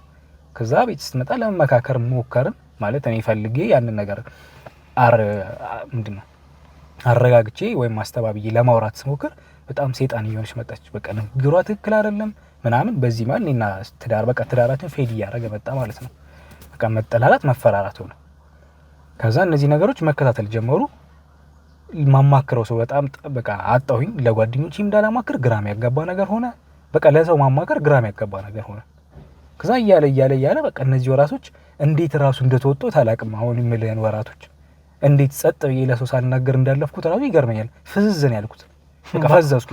በአንተም በኩል ያሉ ጓደኞች በሷም በኩል ያሉ ጓደኞች የሉ እነሱንም ለማነጋገር እንዲያሸማግሏችሁም የተፈጠረውንም ነገር እንደው እሷ ደፍራ ለነሱ መናገር የምትችል ከሆነ ለነሱም እንዲናገር ለማድረግ አልሞከርክ ማለት ይሄ በጣም ከባድ ነገር ነው። በጣም ከባድ ለሊት 9 ሰዓት እየወጣች ከመሄዷ በላይ ደግሞ እንደ አህያ መጮሃ እንደ አህያ ማናፋቷ በጣም ምልህ ከባድ ነገር ነው። ኖርማል ሰው ላይ የሚፈጠር ነገር አይደለም። በጣም የሚያስጨንቅ ነገር ነው። እንደ ነገርከኝ ከሆነ ቀደምም ቤተሰቦቿ ጋር የተጣላችበት ነገር አለ። ያም ነገር ምን እንደሆነ አላቅም። ምክንያቱም ከነሱም ጋር የተያዘ ጉዳይ ሊሆን ይችላል። ተረዳኸኝ? ብዙ ነገሮችን አንግሎችን አስፍተን ነው ማየት መረዳት ያለብንና እሺ አሁን ምንድነው የተፈጠረው? ይሄ ሁሉ ነገሮች እየተካሄዱ አብራችሁ መኖር ጀምራችሁ 5 ወር 6 ወር ከዛስ? በቃ እንዳልኩ በዚህ ማለት እኔ በጣም ፈዝዣለሁ። አሁንም ትክክለኛ አይደለም ማውራክ በነገር ላይ በጣም በቃ ፈዝዣለሁ ከምነግር በላይ ማማክረው ሰው የለኝም። የንስሐ አባቴ ከኔ ጋር አይደሉም ወይም ንስሐ አባታችን አዲስ ንስሐ አባት ለመያዝም ውስጤ ብቻ በቃ የሆነ እንደ ሰው የምትሰንፈውም ዝግጁ ያለ መሆንም ነገር አለ አይደል? ከነዚህ ነገሮች እነዚህ ወራቶች መጡ አለፉ ማለት ነው። ከቀን ቀን እያለ ብቻዬን በቃ ሳብሰለስለው ሳወጣ ሳወርድ ስራ ትታለች ምናምን ያልኩ ቦታ በዛ መስሪያ ቤታችን አንድ ህንጻ ውስጥ ነው። እዛ ቦታ ስራዋን እየሰራች አይደለም እሷ። ቤት አንገናኝም። በዚህ መሀል እኔ በጣም በቃ ጠጪ ሰው ምናምን አልነበርኩም በህይወቴ ውስጥ። በቃ በዚህ መሀል ቤት ከመግባት ይልቅ ወጥቶ አምሽቶ ጠጥቶ መምጣት ነው ያለኝ አማራጭ፣ ያንን ነገር ለመርሳት ማለት ነው። ስለዚህ ጥንብዝ ብዬ ሰክሬ ወይ ሰው ነው ይዞ የሚገባው ማለት ወይ በራይድ ምናምን ነገር ነው የምገባው ወይ በቃ በጣም ከጥቅም ውጭ ሆኜ ከመሬት እየተነጣጠፍኩ ምን እያልኩ ነው ቤት ምደርሰው ማለት ነው። በቃ ሰክሬ ነው መግባት የምፈልገው እና በቃ በጣም ራሴን አቅሌን ስቼ በቃ ይሄን ነገር ለመርሳት ስል ያረኩት ነገር ሌላ በቃ ውስጤንም እየጎዳው ከጤኔም አኳይ ብዙ ነገር ብቻ ሉዝ እያረኩኝ መጣሁኝ እና የመጠጥ ሱስ ያልነበረብኝ ሰውዬ በቃ በጣም መጠጣት ምናምን ጀመርኩ ማለት ነው። ስለዚህ እንደዚህ እያረኩ ምገባ አምሽቼ ነው ራሱ ለሊት እገባለሁ ጧብ እያደረ የስራ ሁኔታም በቃ ተመሰቃቀለ። አርፍጄ ነው ምገባው አንዳንዴ ምናምን እና ብዙ ኬዎስ ተፈጠረ በህይወቴ። እንዲህ እያለ እነዚህ ቀናቶች አለፉ ማለት ነው። በዚህ መሀል እንግዲህ እናንተን ሰው ከማማከር ማለቴ ወይም የቅርብ ሰዎችን ከማማከር ይልቅ እናንተን እከታተላችሁ ስለነበር እናንተን ለማማከር መጣሁ ማለት ነው። ግን ከዛ በፊት ምንድነው አሁን ከጠፋች እንዳልኩ ቀደም ነው የነገርኩ 1 ሳምንት ሆናታል ከቤት ከጠፋች። ያው እንደምትመጣ ምናምን አውቃለሁ። በስካር መንፈስም ቢሆን ጧት ምናምን እንገናኛለን ከስራ ቦታ ላይ ሄድስል ትክክል ማውራት ትተናል። አናወራም ከእሷ ጋር ማለት ነው። በቃ ቶታሊ አናወራም። እገባለሁ እወጣለሁ። ስካሪ የሆነ ሶበር የሆነ ነገር ሆኜ ነው የምነሳው። በቃ ማስቲኬን እያየኩ ነው መስሪያ ቤት ምገባው። ትክክል አይደለም። በቃ ከምግብ አመጋገቤ ትክክል አይደለም። ብዙ ነገሬ ብቻ እንደ ድሮ አይደለም ላይፍ ስታይል እኔ በቃ በጣም አሰልቺ ህይወት እየኖርኩ እንዳለ እየተሰማኝ ነበረ። ከዛ በዚህ ማለት እናንተን እከታተላችሁ ስለነበር ጥቆማ ለመስጠትና ተከታተሉልኝ ለማለት እኔም ከኔ ክትትል ውጪ አቅም በላይ ሆነብኝና እስኪ እናንተን ላማክራችሁ ብዬ ነው የመጣሁት። ከጠፋች ደግሞ 1 ሳምንት ሆናታል። ለአንድ ሳምንት አላገኘኋትም። አልታያችሁም፣ አልተገናኛችሁም። ለሊት 9 ሰዓት እንደወጣች በዛው ቀርታለች ማለት ነው። በቃ እንደዛ ነው። እሺ አሁን እኛ በምን መልኩ እንድናግዝ ነው እኛ ጋር የመጣው? ማለቴ ነገሩ ትንሽ ወሰብሰብ ያለ ነገር ነው። ብዙ ነገሮች አሉ መፈታት ያለባቸውና አሁን ላይ ደግሞ የት እንዳለች ደብዟ በሙሉ የጠፋው እንግዲህ የት ብለን ብንፈልጋት ልናገኛት እንጂ ትችላላችሁ ብለህ ታስባለህ? እንዳልኩ ነው። እኔ ደብረ ማርቆስ ሀሳቡ አለኝ። ሄጄ አላቅም ቤተሰቦቿ፣ ምክንያቱም ምንም ክሎ የለኝም ስለ ቤተሰቦቿ ማውቀው ነገር የለም። ያው ደብረ ማርቆስም ሰፊ ናት። የሆነ አንድ ቤተሰብ የምታገኝበት ሳይሆን ብዙ ህዝብ የምታገኝበት ቦታ ነው። እንዲህ ነው ብዬ መናገር አልችልም። አንድ እሱ የኔም ስንፍና ነው። በርግጥ ሄዶ ስራዬ ብዬ መሄድ እችላለሁ። ፎቶግራፍ ልጅ እቺ ልጅ የምታውቋት እያልኩ ሄጄ ማፈላለግ እችላለሁ። ያንን አላረኩኝም። ግን በዚህ መልኩ ልናገኛት እንችላለን ብዬ ተስፋ አደርጋለሁ። ማለት ከስር መሰረቱ እናጥነው ከተባለ ችግሩ ወይም እናንተ ይረዳቸዋል ብዬ ማስበው። ሁለተኛ ወንድም አለኝ ብላኛለች። እሱን ላፈላልግ ሞክሬ ነበር፣ ግን ማን ብዬ ላገኘው አልቻልኩም። ቁምሳጥና ምናምን ቼክ ለማድረግ ሞክሬ ያለው ፎቶ መስሉ ለማግኘት አልቻልኩም። ምንም እንደዚህ አይነት መረጃዎች ላገኝ አልቻልኩም። ጓደኛስ እሱ የላትም እዚህ እንደው የቅርብ የምታማከረው ብዙ ነገሮች የምትናገረው ሚስጥር ገበናን በሙሉ የምትናገረው ሴት ጓደኛ የወንድም ሊሆን ይችላል የላትም? እንግዲህ መስሪያ ቤቷ እዛው የንግድ ቦታ የምትሰራበት ቦታ ላይ እንግዲህ ከስራ ያለፈ ትውውቅ እንደዚህ ቀረቤታ ብዙ የላቸውም ከነሱም ጋር የላትም እሷ። ምናልባት እንደው ለነሱ እንደዚህ ቦታ ሊሄድ ነው ብላም ነግራቸው ከሆነ ይረዳናል። ገባህ አይደል? የት አካባቢ ነው የምትሰራው? እዛም ሄደን ማጣራት ስላለብን እንግዲህ ጉዳዩ በጣም አሳሳቢና አስጊ ነገር ነው። እሷም የጤና ህይወታ በነፍስ ትኑር አትኑር የሚለውም ነገር አይታወቅምና የስራውን ቦታን ብትነግረን እዛም ሄደን ብናናገር ደስ ይለናል። እኛ ኢንዲቴል በውስጥ ያለውን ነገር አለው፣ ግን ወደ ቦሌ መስመር ነው። አንድ ህንጻ ውስጥ ነው። እዛ ቦታ ነው የምንሰራው።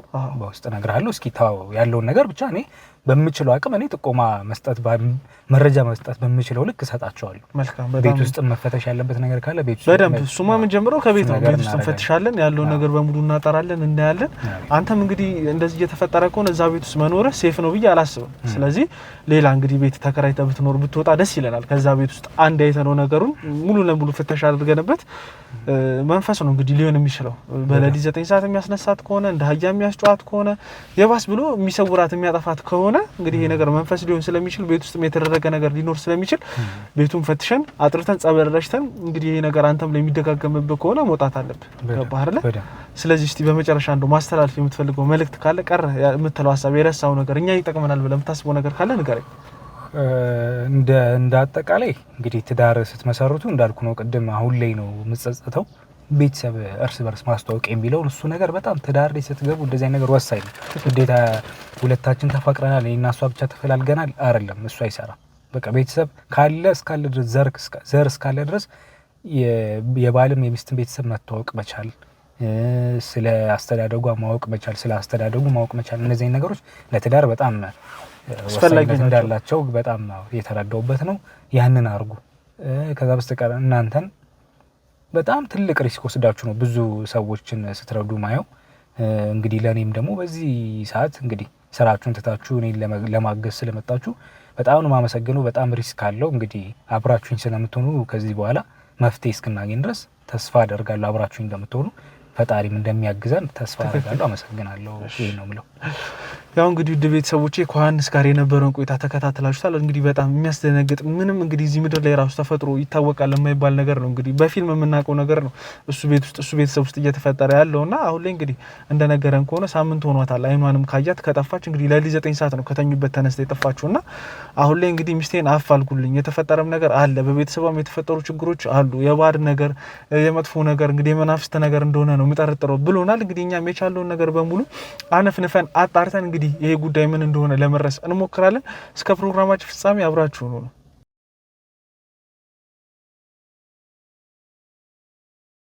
ሰላም ውድ ቤተሰቦቼ እንደምን አላችሁ? እንግዲህ በባለፈው ከዮሐንስ ጋር የነበረውን ቃለ መጠይቅ ተከታተላችሁት ነበረ። እንግዲህ በዛም ቃለ መጠይቅ መሰረት ዛሬ ላይ እንግዲህ ያው በጣም የተፈጠረ አዲስ ነገር አለ። ያም ነገር ምንድነው? ባለፈው ዮሐንስ እንደነገረን ከሆነ እንግዲህ ባለቤቱ ለአንድ ሳምንት ያህል ጠፍታለች። እንግዲህ የት እንደገባች ምንም የሚያውቀው ነገር የለምና ያም ነገር እንግዲህ ከባዕድ እምነት ጋር ከቤተሰቦቿ ጋር ከሁሉም ጋር የተያዘ ሊሆን እንደሚችል እሱ ጠርጥሮ ነበረ።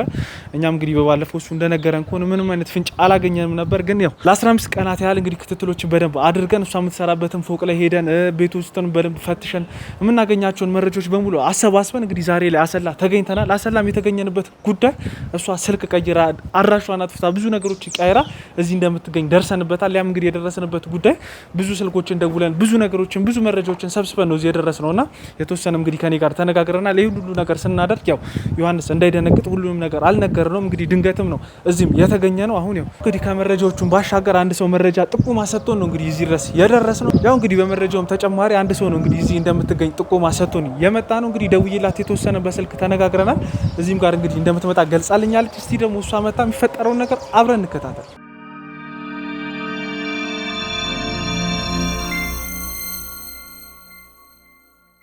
ያው እንግዲህ ውድ ቤተሰቦቼ ካሜራውን ያው ለመደበቅ ተገደናል። ያለንም ነገር ያደረግንበት ጉዳይ ያው እንግዲህ ካሜራ በደንብ ስታይ ብዙም ነገሮች ያለመደች ሰው ልትሆን ስለምትችል በጣም እንዳደነግጥ አስበን ነው ሁሉንም ነገር በድብቅ እያካሄድን ያለ ነው። ያው እንግዲህ ከደቂቃዎች በፊት ደውላልኛለች። እስኪ የት እንደደረሰች ያለውን ነገር በሙሉ ደግሞ ደውዬ እናጣራ። ያው ስልኳን የሰጠኝ እንግዲህ የጠቆመን ጠቋሚያችን ግርማ ነው። እንግዲህ የግርማም ልፋት መና እንደሚሆን እርግጠኛ ነኝ። የኛም ልፋት እንግዲህ አሰላ ድረስ ነው እንግዲህ አንድ ቀን ነው ነርተንም የመጣ ነውና ብዙ ነገሮችን ሳክሪፋይስ አድርገን ነው። ሄሎ መቅረስ ደርሰናል። አዎ ደርሰናል። ምንም አታስቢ። በእንደዚህ አይነት ነገሮች ምንም ማሰብ የለብሽም፣ መጨነቅም የለብሽም። እምልሽ ያው አንቺ ለመርዳት ነው እዚህ ድረስ የመጣ ነውና የምንገናኘውም ሰው የተሰበሰበበት ቦታ ስለሆነ ብዙም ነገሮች ሴፍ ስለሆኑ ምንም መጨነቅ የለብሽም አንቺ። አዎ ችግር የለውም መቅረስ እባክሽን እመኝ። ለአንቺ ጉዳይ ነው እዚህ ድረስ የመጣሁት። አንድም የምሰጥሽ ስጦታ ስላለ ነው እዚህ ድረስ የመጣሁት አንቺ ጋር። ታጥፎ በመታጠፊያው በኩል እሺ እየመጣሁ ነው። ያው እንግዲህ ውድ ቤተሰቦቼ በመታጠፊያው በኩል እየመጣሁ ነው ብላኛለች። እንግዲህ እስቲ ጋር እሷ ትመስለኛለች። አንተ ነህ? እኔ ነኝ። ሰላም ነሻራ መቅደስ አለን። ያው እንግዲህ የተፈጠረውን ነገር የተወሰነም ቢሆን በስልክ አውርተናል። እዚህም የመጣሁበት ጉዳይ እንግዲህ ትንሽ አስደንግጬሻለሁ መሰለኝ። ትናንት ማታ ነው የገባነው ከአዲስ አበባና ብዙም ሀገሪቷን ስለማናውቃት ነው እንደዚህ አይነት ቦታ የቀጠርኩሽ። መቅደስ ነሽ አይደል? ፎቶሽንም ማሳየት እችላለሁ። ብዙ ፎቶዎችም ብዙ መረጃዎችም አለኝና ከባልሽ ጋር እንግዲህ ከዮሐንስ ጋርም የተፈጠሩትን ነገሮች በደንብ አውቃለሁ። ምንድነው የምታውቀው? ብዙ ነገሮችን አውቃለሁ። ያው አሁን እዚህ ጋር መናገሩ ትንሽ አስፈላጊ ስላልሆነ ለምን ማለት እኔ እንደውም ስደውልልኝ ስታወራኝ ምናምን ነገር እኮ ምንድነው ይሄ ነገር ብዬ ነው እንትን ያልኩ እንጂ የዚህን ያህል ስለኔ ምን ያህል ታውቃለህና ነው። መልካም መቅዲ እምልሽ አሁን መደንቀጥ መፍራት የለብሽም። ምንም ማሰብ የለብሽም። እንዴት ነው ማልፈራው እንዴ? ትክክል ነሽ። ያው እንግዲህ እኔ ጋዜጠኛ ነኝ። ያለውን ነገር እንግዲህ መግለጽ ስላለብኝ ነው እዚህ ጋርና ጋዜጠኛ ነኝ። ብዙ ነገሮችን እንግዲህ ካንቺ ጋር ተነጋግረን መፍታት ያለብን ጉዳይ ስላለ ነው እዚህ የመጣሁት። ባለቤትሽ እንግዲህ ዮሐንስም በጣም ተጨንቋል። አንድ ሳምንት ሆኖሻል እንግዲህ አንቺ ጠፍተሽ የምትቀሪ መስሎሽ ነበር አይደለ? ጠፍተሻል። አንድ ሳምንት ያህል እንግዲህ ከባለቤትሽ አንድ አመት ከሁለት ወር ይመስለኛል አይደል? አንድ አመት ከሁለት ወር ታቻልከኝ ሁሉ ነገር መቅዲዬ፣ ከዚህም በላይ ብዙ ማቃቸው ነገሮች አሉና ጉዳዮቹ ያው ሰዎችም እየተሰበሰቡ እያዩን ስለሆነ ውስጥ ገብተን ያቺ መኪና የኛ ነችና ውስጥ ገብተን ብናወራ ደስ ይላል። አይ አመሰግናለሁ። መግባት አያስፈልግም፣ ግን ይሄን ሁሉ ነገር ስለኔ እንዴት ልታውቅ እንደቻልክ ብትነግረኝ ደስ ይለኛል። ነገርኩሽ እኮ በጣም ባለቤትሽ ተጨንቋል። ዮሐንስ ተጨንቋል። ተረዳሽኝ አይደለ? ዮሐንስ ብዙ ነገሮችን ላንቺ አድርጓል። ይላከ ማለት የላከኝ ባይባልም እሱ አላከኝ። ቢያቅኖሩ የምትኖሪበትን ቦታ ቢያቅኖሩ ራሱ ዮሐንስ ይመጣ ነበር። እሱ አሁን እኔና አንቺ እንደተገናኘን ምንም የሚያውቅ ጉዳይ የለም። እኔ ነኝ በግሌ የደረስኩበት ሰው ነው ጠቁመኝ አንቺ ጋር የመጣሁት። እባክሽ ዮሐንስ ተጨንቋል። አንቺም የገባሽበት ጭንቀት እንዳለ እረዳለሁ። ስለዚህ ገብተን እንነጋገር። ግድ የለሽም እመኚ ማለት ነው። አሁን ካለሁበት ነገር አንፃር ማለት ነው እኔ ሰው ማምንበት ሁኔታ ላይ ስላልሆንኩ እኮ ማንንም ማመን አልፈልግም። ግን ይኸውልሽ ከሰው ሁሉ መርጠን ከአዲስ አበባ አሰላ ድረስ መጥተን አንቺን ልንጎዳ ብናስብ ነው ምን እንሰራለን? እዚህ ገባሽ አይደል? የተፈጠሩትንም ነገሮች ቤትሽ ላይ ተናግሬያለሁ፣ ገልጬልሻለሁ አይደል? ስለዚህ ማመን አለብሽ። እንግባና እንነጋገር። አይ የምትይኝ ከሆነ ደግሞ እዚህ ማረፊያ ቤት ካለሽ እዛም እንግባ። ሆቴልም ከፈለግሽ የፈለግሽበት ቦታ አንቺ ሴፍ ብለሽ የምታስቢው ቦታ መሄድ እንችላለን። እንደዛማ ማድረግ አልፈልግም ጭራሽ። ማንም ሰው እንዲያቀኝም እንዲያየኝም አልፈልግም። ያው ሰዎችን ማመን አልፈልግም እያጠቁኝ ነው እየተከታተሉኝ ስላልሽኝ ነው። እንግዲህ ያ መኪና ሴፍ ነው። መቼም መኪና እንግዲህ ሌላ ድብቅ ክፍል የለውም። ታየዋለሽ። እንግዲህ ያሉትንም ሰዎች ትተዋወቂያቸዋለሽ። ከኔም ጋር ያለውን ነገር እናውራ። ግድ የለሽም።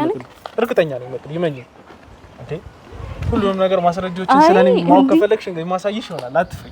ደስ ይለኛል ብታሳይኝ ምናምን ነገር ውስጥ ብዙ መረጃዎች አሉ። እንግባና ያለውን ነገር እንነጋገር። ግን ሞር ደግሞ ብትነግረኝ ማለት ስለ ሁሉም ነገር እንዴት ሁሉ እንዲፈጠር ስለ ዮሐንስ ምናምን ነገር ያወቀው ነገር ብትነግረኝ። እንደነገርኩሽ ነው ዮሐንስ ተጨንቆኛ ጋር መጥቶ ነው። እኔ ጋዜጠኛ ነኝ። አውርተው ነበር። እሺ ያለውን ነገር የተፈጠረብሽ ነገር በሙሉ ገልጾልኛል። ምንም የደባበቀው ሚስጥር የለም። ይሄንን ነገር ይኸውልሽ አሳልፌ ለህግ አካላት ለጓደኞቿ ከምናገር እናንተ ነገሮችን በድብቅ ፍቱልኝ ብሎ ነው እኛ ጋር የመጣው። ተረዳሽኝ አይደል መቅደስ? ስለዚህ እኛ ደግሞ ብዙ ስራዎችን የሰራን ሰዎች ነን። ያንቺንም ሚስጥር ሳናወጣ ሁሉንም ነገር የተፈጠረብሽንም ነገር ለምንም እንግዲህ ለአንድ ሳምንት ያህል ከገዛ ባልሽ እንደራቅሽ ያለውን ነገር እንስማ። ከዛ በኋላ የተፈጠረብሽንም ነገር እንቅረፍ። አትጨነቂ እሺ? ሁሉም ነገር እዚህ ጋር ሴፍ ነው። በዛም በኩል የኛ አባላቶች ስላሉ ምንም መፍራት ያለብሽ ነገር የለም። ያው እንግዲህ ውድ ቤተሰቦች የተወሰነም ቢሆን እንግዲህ መቅደስ አስቸግራን ነበር። እንግዲህ እኔንም አላመነችኝም ነበር። ያው እንግዲህ በተወሰነም ቢሆን ተነጋግረናል፣ አውርተንበታል። መቅደስ አሁን እንግዲህ ሁሉም ነገር አምነሽናል አይደል? አሁን ነው በጣም በቃ እንግዲህ ያው ለአንዳንድ ነገሮችም እንዲጠቅመን አሁን የምናወራው ነገር እየተቀረጸ ነው። እቺንም ነገር አድርጊያት።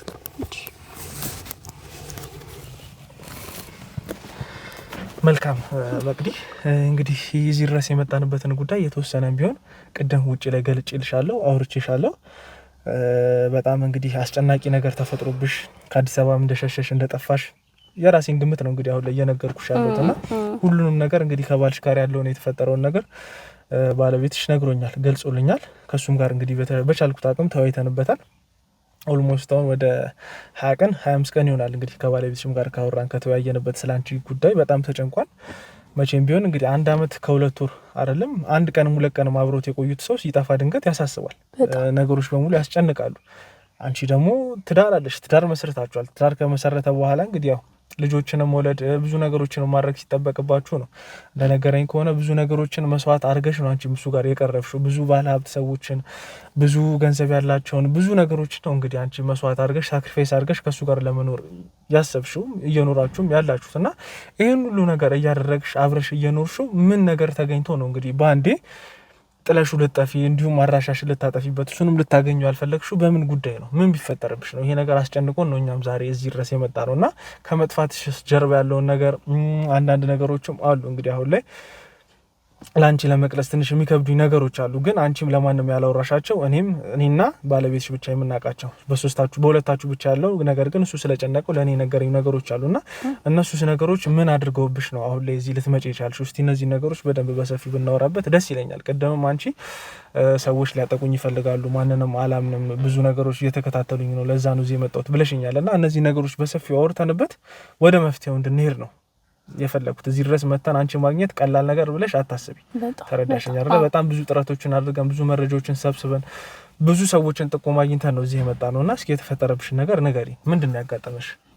እሺ ቅድም ያው ስላስቸገርኩ ምናምን ነገር በጣም ይቅርታ። እውነት እንደዚህ ስላልመሰለኝም ነው ማለትም ነገር ያለው ብዙ አሁን ላይ ሰው ማምንበት ሰው ማግኘት የምፈልግበት ታይም ላይ ስላልሆንኩ ነው እንደዚህ ያልኩበት እንጂ ሌላ ምንም ነገር አይደለም። ያንተ ምናምንና ከባድ ነው ጊዜው ማውል ላይ ሰዎች ለማመን ያው ብዙ ነው ታሪኬ ብዙ ነው እንዴ ብዬ ልንገርክ ማለት ያው ሰፊ ነው። ይሄ አንዳንዴ ግልጽ ማድረግ የማትችላቸው ነገሮች በጣም ብዙ ነገሮች አሉና ከየቱ እንደምጀምርልክ ራሱ አላውቅም እና በጣም ለኔ ራሱ አንዳንዴ ተአምር የሚሆንብኝ ምንድነው ምን ተፈጥሮ ፈጣሪ ሆይ ምንድነው በህይወቴ ውስጥ ይሄ ነገር እንዲፈጠር ያደረገው የመለባቸው በጣም ብዙ የራሴ ምክንያቶች አሉኝ። ይሄ ማለት አሁን ላይ ችግር የለውም ችግሬን የሚፈታልኝ ነገር ማዋየው ሰው በጣም እየፈለኩም ስለነበረ በጣም ስለጨነቀኝም ያው ስታወራው ይቀላል። በርግጥ መፍትሄ የሚገኝለት ከሆነ በጣም ደስ ይለኛል። እንዴት ነው አሁን ከይቱ ልጀምርልክ? ያው ከራሴን ከማስተዋወቅ ልጀምርልክ ከሱ ይሻላል። እንግዲህ ያው መቅደስ እባላለሁ። ተወልጄ ያደግኩት ደብረ ማርቆስ ነው። ማለት እስከ ኤሌመንተሪ ምናምን እዛ ነው የተማርኩት። የሆነ አመት ላይ ነው እዚህ አዲስ አበባ የመጣሁት። ከዛ አዲስ አበባ መጥቼ ምናምን ነገር ነው ብዙ ነገር ላይፊን ብቻ አብዛኛው ነገር ያሳልፍኩት እዚህ አዲስ አበባ መጥቼ ነው። አብዛኛው ህይወቴ ውስጥ ብዙ ችግሮች የተፈጠሩት ብዙ ቻሌንጆች ያጋጠሙኝ እዛ ነውና ከባድ ነው። እንዴት ልበልክ? አንዳንዴ አልፎ ስታወራው ቀላል ነገር ሊመስል ይችላል፣ ግን አሁን እኔ ያለሁበት ቀላል አይደለም፣ ከባድ ነው በጣምና ያው ብቻ እዛ የተፈጠረብሽ ነገር ለመናገር ትንሽ ይከብዳልና ነገሮችን ተረጋግተሽ አስበሽባቸው እኛ ደግሞ ያው የመጣ ነው አንቺን ለማገዝ ለመርዳት ነው እንጂ አንቺን እንግዲህ ችግሩ ስለመክተት ብዙ ነገሮችን ለማድረግ አይደለም። ካንቺን በላይ ደግሞ አሁን እየተጨነቀ እየተጎዳ እያሰበ ያለ ባለቤትሽ አለ። ለሱ ማሰብ አለብሽ። መቼም ባትወጂው ባታፈቅሪው እንግዲህ ለሱ ብለሽ እንደዚህ አይነት ነገር ውስጥም አትገቢም። ትዳር ውስጥ የሚባል ነገር ውስጥም አትገቢም። ገባሽ አይደለ? የተፈጠረው ነገር ዋጣ አድርገሽ ችለሽው እንግዲህ አንድ ሳምንት አይደለም አንድ ቀን ራሱ ብቻሽን መጎዳት በጣም ከባድ ነገር ነው። አንቺ ደግሞ የተፈጠሩ ነገሮች አሉ ለአምስት ወር ያህል እየተጎዳሽበት እየተሰቃየሽበት ያለው ነገር አለና እሱን ችለሽ መኖርሽ ከዛ ደግሞ ይባስ ብሎ ደግሞ ያን ነገር መቋቋም ቢያቅትሽ ነው ብን ብለሽ ልጠፊ የቻልሽውና እኛ ዛሬ ላይ ባናገኝሽ ባንደርስበት ኖሮ እንግዲህ ነገሮች በሙሉ ተዳፍነው ሊቀሩ ይችሉ ነበር። አሁን ከተማመንን አይቀር እኔንም ካመንሽኝ እንደምረዳሽም ቃል ገብቼልሻለሁ። በዚህ ነገሮች በሙሉ ከተማመንበት የተፈጠረው ነገር በደንብ ኦፕን ሆነሽ ግልጽ ሆነሽ ንገሪ። ያው ትንሽ ስለከበደኝ እንጂ እኮ ኦልሞስት አሁን አምኛለሁ ማለት ያን ማመን ስለኝ ግልጽ ባረግልክ ምናምን ነገር በጣም ደስ ይለኛል። ያው እንደነገርኩ ነው አዲስ አበባ መጣሁ መኖር ጀመርኩ ምናምን በደንብ ነው ህይወቴ ያን ያህል ከቤተሰብ ጋርም ስላልሆንኩ ቻሌንጅ አለው ምናምን፣ ግን ያው ትምህርቴ ላይ አሪፍ ነበርኩ ምናምን። ከዛ ግን ያው ትምህርቴ ላይ ማሪፍ ብሆን ወደ ራስ የግል ስራ ገባሁ። ንግድ ነው የምሰራው አሁን ላይ ስራዬ የነበረው ኦልሞስት አሁን ብሎም ያው እንግዲህ ስለነበረ እሱን ነበር የምሰራው። ተከራይቼ ወደ ቦሌ አካባቢ ትንሽዬ ሱቅ ተከራይቼ ይዛ ነበር የምሰራ የራሴን ስራ። ያው በትምህርት ብዙም ነገር እንትን ስላላለልኝ የራሴን የግል ስራ ጀመርኩ እንደምንም ብዬ። በብዙ ቻሌንጅ ጀመርኩት። ያው እንድታቀልኝ ያው ስትራግል ያደርጋል ምናምን ነገርና ያንን ነገር አልፌ ምናምን የራሴን ጀመርኩ። ከጆኒ ጋር የተዋወቅነው እዛው ማለት እኔ እዛ ነው የምሰራው ታች ግራውንድ ላይ የራሴ ሱቅ አለ እዛ ነው የምሰራው እሱ ከላይ መስሪያ ቤት አለ ቢሮ የካምፓኒ ያላቸው የራሱ ሳይሆን እዛ ካምፓኒ ተቀጥሮ ነው የሚሰራው እሱ እዛ ነበር የሚሰራው ምናምን ነገር እና ያው እኛ ጋር ከኔ ሱቅ አጠገብ ምናምን ቡናና ሻዮች አሉ ምናምን ነገር እዛ ቡና ሊጠጡ ምናምን ሲመጡ ነው ሙር የተዋወቅ ነው መግባባት ጀመርን እኔም እዛ እቀመጣለሁ ምናምን ስራ ብዙም ስለሌለ እዛ ቁጭ ብዬ ቡና ምናምን ነገር ስለምጠጣ እዛ ነው የተዋወቅ ነው የመጀመሪያ ተውቃችን እዛ ነበር ከዛ ያው እኔ ተግባቢ ነኝ በባህሪ ትንሽ ግባባለሁ ምናምን ነገር መጫወት ምናምን ያስደስተኛልና ተግባብተን እየተጫወተ ምናምን ነገር እኔ ነኝ ያው ብዙም ማወራው መንገድ የከፈትኩት ምናምን ነገርና ማውራት ጀመርን ምናምን በቃ ተግባባን ሄዳለሁ እነሱ መስሪያ ቤት አንዳንድ ጊዜ ከዛ ይመጣልታች ምሳ አብረን መብላት ጀመር ምናምን መግባባት በደንብ ጀመረ ሰፊ ጊዜ እንደዛ ያወራን ምናምን ከዛ ኦልሞስት ያው ሁሉ ነገር ወደ ፍቅር እየተቀየረ መጣ የኔም ፍላጎት ሞር ደግሞ የኔ ፍላጎት ወደ ፍቅር እየተቀየረ መጣ ከዛ እሱም ይሄን ነገር አወራንበት ምናምን ከዛ ብዙ ጊዜ ቆየን በፍቅር ምናምን ከዛ እሱ ነው የጋብቻ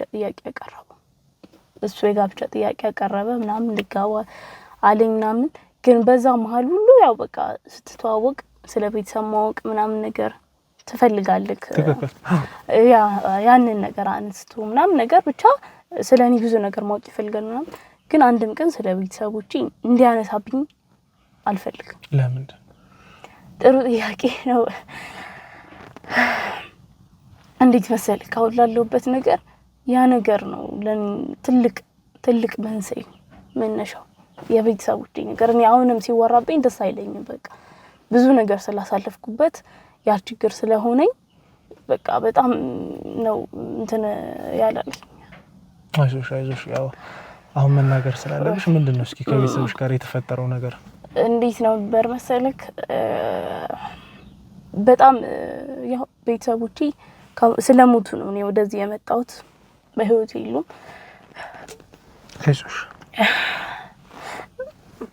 እናቴ በተለይ በጣም ታማ ነበር የሞተችውና ለኔ ጊዜ በጣም ከባድ ነበር ወደዚህም ስመጣ ምናምን ወደ አዲስ አበባ ስመጣ ብዙ ነገር እንትን ብያለሁና በቃ ያ እኔ ቤተሰቦቼ ሲሞቱ ምናምን ነገር አብዛኛው ሰው ወደኔ የመጣው ማለት ዘመዶቼ ምናምን አንዱ እንደማለ እሱም እዚህ አዲስ አበባ ነው የሚኖረው አዲስ አበባ ነበር የሚኖረውና ልክ አብዛኞቹ ለመሬት ነው የመጡት በቃ መሬት አለን ብዙ መሬት አሉ እዛ ማለት ነው ክፍለ ሀገር ያ አባቴና እናቴ ብዙ መሬቶች አላቸውና ያንን ለመካፈል ለንብረት ነው አብዛኛው ወደኔ የመጣው እዚህ አዲስ አበባ ያለው ወንድምሽ እሱም እንደዛው ማለት ፈልጓል በደንብ ከነሱ ጋር ተባብሯል ለዛም ነው አሁን እዚህ አዲስ አበባ መጥቼ ብቻዬን ሆንኩበት አንድ ምክንያት እሱ ነው ከነሱ ጋር ኦሬዲ አብሮ ስለነበረ ይሄ ስለተባበረ ምናምን ነገር ከኔ ጋር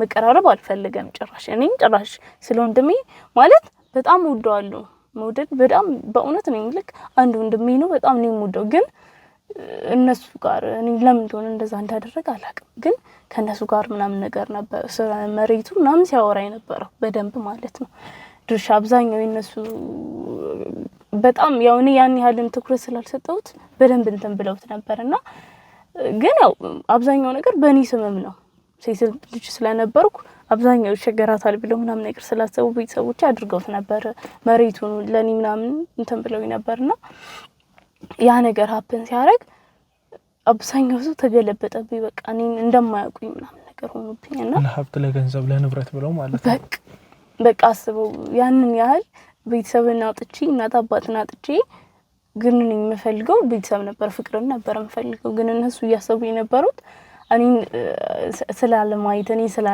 በቃ ስለማጥፋት በቃ ጭራሽ እኔ ማይት አይፈልጉም ነበር ያንን ተወስድብኛለች ብለው ነው የሚያስቡት ሙሉ ነገሩን በቃ እሷ ተወስደዋለች ብለው ነው የሚያስቡትና እንደዛ ስለነበረ ምንም ማለት አልቻልኩም ማለት ማንንም ስለነሱ እንዲያወራብኝም አልፈልግም ነበርና በቃ ልክ እሱም እንዳልኩ ዮሐንስ ሲጠይቀኝ ምናምን ነገር ጭራሽ እናወራም ነበር ጭራሽ ማለት ነው ሲጠይቀኝ ያኛል ምንም ደስተኛ አይደለም ምናምን ብዙ ሲደጋገምበት መጠየቅ አቆመ ተወ ማለት ነው በቃ አይጠይቀኝም እንደዛ አይነት ነገር ምናምን። በቃ እሺ እንደዚህ የሚያስደብርሽ ከሆነ ችግር የለውም ምናምን ነገር አለ።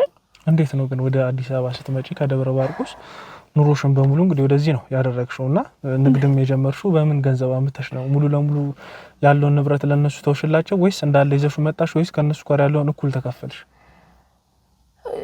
ማለት ያው አብዛኛውን ይዤው አልመጣሁም ማለት ትችላለህ። ግን ትንሽም የሚሆን ነገር እህሎች ምናምን ነገር ሽጬ ነበር። ያው ወደዚህ ስመጣ በጣም ብዙ ነገር እንደሚጠብቀኝ ስለማቅ እንትን ብዬ ነው የመጣሁት። መሬቱስ ቦታውስ? ግማሹ አለ፣ ግማሹን ግን ሸጬዋለሁ። የሚገዛ ነበረ ሸጬው፣ ግን ያን ያህል አልነበረም ማለት እዚህ መጥቼ እዛ እንደሸጥኩት አልነበረም ወጪ። እዚህ የማውጣው ወጪ በጣም በዝቶብኝ ነበር፣ በጣም ማለት ነው። ከባድ ነበረ። እንግዲህ ያሰበው ትምህርትም አለ ስራም አለ። ተከከለ ያንን ነገር በደንብ ቤት ተከራይቶ ለመኖር በጣም ትንሽ የቤት ውስጥ ነበር የምኖረው ምናምን። ግን ያው አንዳንድ ጊዜ ፈጣሪ ከትንሽ ነገር አንስቶ ትልቅ ነገር ላይ የሚያደርስክና ያ ሁሉ ሲፈጠር ግን ወንድሜ ራሱ የገዛ ወንድሜ አይዞሽ እንኳን አላለኝም ማለት። እሱ አይዞሽ ካላለሽ ማን ነው ታዲያ? ወንድምሽም ምልሽ ከሀብቱን የተወሰነም ቢሆን ሊካፈል ፈልጓል ነው ያልሽኝ። ጥረቶችን መንገዶችን ያደረገ አይመስለኝም። እና ማን ነው ይሄንን ሀብት ሊካፈልሽ ሲያስብ ሲሞክር የነበረው? አሉ የአባቴ ወንድሞች፣ የእናቴ እህት አለች ሁለት እዛው ልጆችም ያልሆኑ ማለት ነው። ልጆችም ያልሆኑ ጭራሽ የኛም ልጆች አይደሉም። ይሄ ነገር እኮ በህግም ቢሆን በምንም ነገር ቢሆን ሊጸድቅ የሚችለው ላንቺና ለወንድምሽ ነው። የተለየ ኑዛዜ ከሌለ። ኑዛዜ ግን ካለ አባትሽ ከመሞቱ በፊት ለእህቴ ስጡልኝ፣ ለአጎቴ፣ ለወንድሞቼ ስጡልኝ ይሄን ገንዘብ ብሎ በአደራ መልክ ለነሱ ከሰጠ ፍርድ ቤትም ማንም የሚያዘው ያንን ገንዘብ፣ ያንን ንብረት፣ ያንን መሬት ኑዛዜ ለተሰጠው ሰው ነው። ግን የተለየ ኑዛዜ ከሌለ ይሄ ነገር ወራሾች ማናችሁ? አንቺና ወንድምሽ ብቻ ናችሁ። አልኩ እኮ ምንም ነገር እኛ ጋር አልኩ። እነሱ አክስቴ አጎቶቼ ናቸው፣ እንዳለ ቤተሰብ ናቸው፣ ፋሚሊ ናቸው። አንድ ሰፈር ነበር የምንኖረው። ከዛ ምን ሆነ በእኔ ስም ነበር የነበረው። አብዛኛው ሴት ልጅ ነች። ያው ወንድሜም እዚህ መጥቶ ህይወት ጀምሮ ምናምን ነበር። ትልቅ ነው፣ እኔ ታላቅ ነው ስለነበረ በቃ ያን ያህል አይከብደውም ብለው ስላሰቡ አብዛኛው ነገር በእኔ ነበር፣ ወደ እኔ ነበር የተደረገው።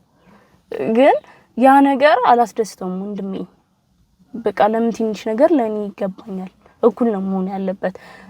ቤተሰብ እንደዛ የሚያደርገው ከእውነትም አሁን ያሳለፍኩትን ነገር በደንብ ያሳለፍኩት ያ ነገር በመሆኑ ነው።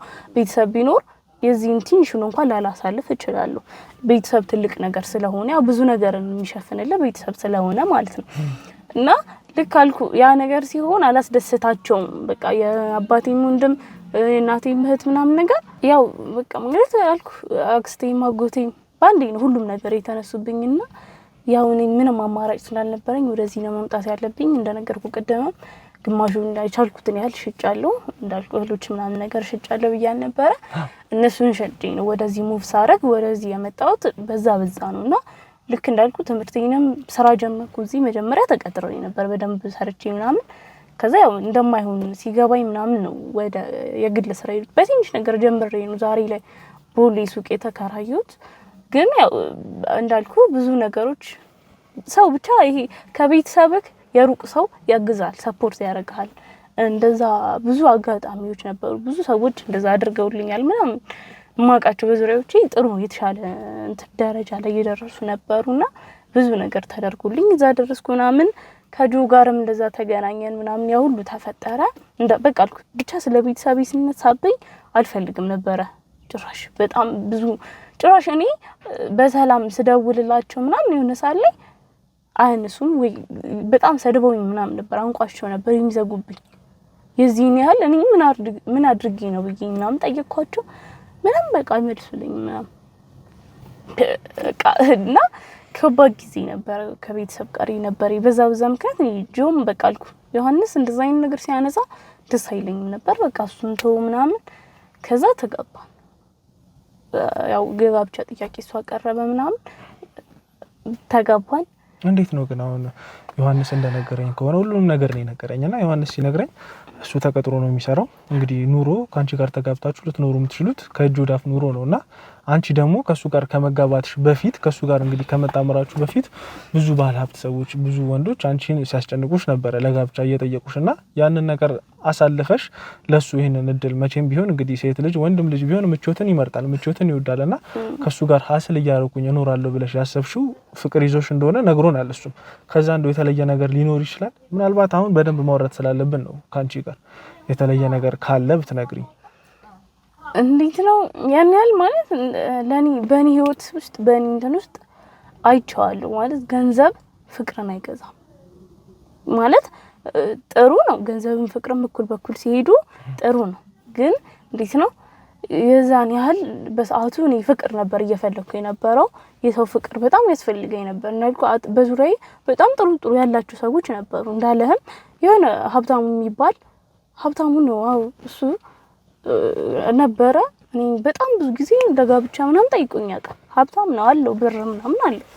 ግን እኔ በሰዓቱ በቃልኩ ከዮሐንስ ጋር በጣም ደስ የሚል ጊዜ ነበር። በጣም ማለት ነው ንጹህ ያ የቤተሰብን እንትን እረስቼ የምረዳው ጊዜ ላይ ነበር። ከባድ ነው ያው ከእጅ ወደ አፍ የሆነ ኑሮ በጣም ከባድ ነው። ግን ከትንሽ ተነስቼ ሱቅን እስከ መክፈት ስለደረስኩ ያን ያህል ለኔ አልነበር። በሰዓቱ ፍቅር ነበር የሚያስፈልገኝ እንጂ ገንዘብ ወይ ሀብታም ሰውዬ አልነበረም። ሀብታሙን ሰውዬ እኮ አግብቼው ቢሆን ብዙ ማልደሰትበት ነገር ሊኖር ይችላል።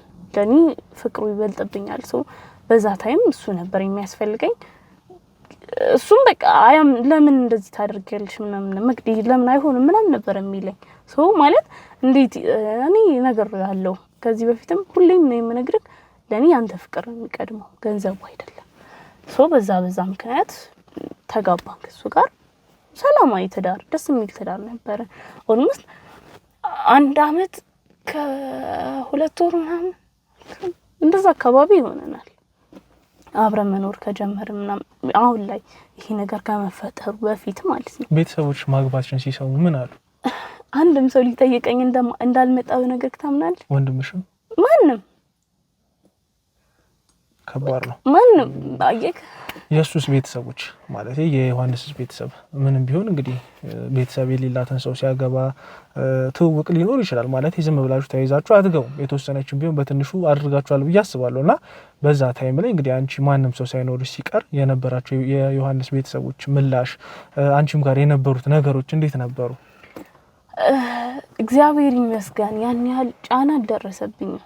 እነሱም ተረድተውታል የዮሐንስን ቤተሰቦች በጣም በእውነት በዚህ አጋጣሚ ምንም ያን ያህል ጫና አልደረሰብኝም ስልክ የሱ ቤተሰቦች ተረድተውኝ ነበር። ኦልሞስት በቃ ያሰቡት ምንድነው እኔ የነገርኳቸው ቤተሰቦቼ በህይወት እንደሌሉ ግን በቃ ከአንዱ እንደምንዳለኝ ምናምን ነገር ነግሬያቸዋለሁ። በቃ ለሰርጉም ጊዜ ስላልመጣ ምናምን ነገር ሰርግም ያው ትልቅ ሰርግ አድርገን ሳይሆን ያው ዝም ብሎ ቤተሰብ ትውውቅ ምናምን ነገር አድርገን ነበርና ስላልመጣ ምናምን ነው እኔም በደንብ ውስጤ በጣም ከፍቶታል። በጣም ማለት ከምነግርክ በላይ ምክንያቱም አንዱ ወንድሜ ነው ቢመጣ ደስ ይለኛል ብዙ ነገር። ግን እሱ የነበረው ሐሳቡ እዛ ጋር ነው ገንዘቡ ጋር መሬቱ ጋር ከአጎቶቼ ከአክስቶቼ ጋር በደንብ ይግባባል።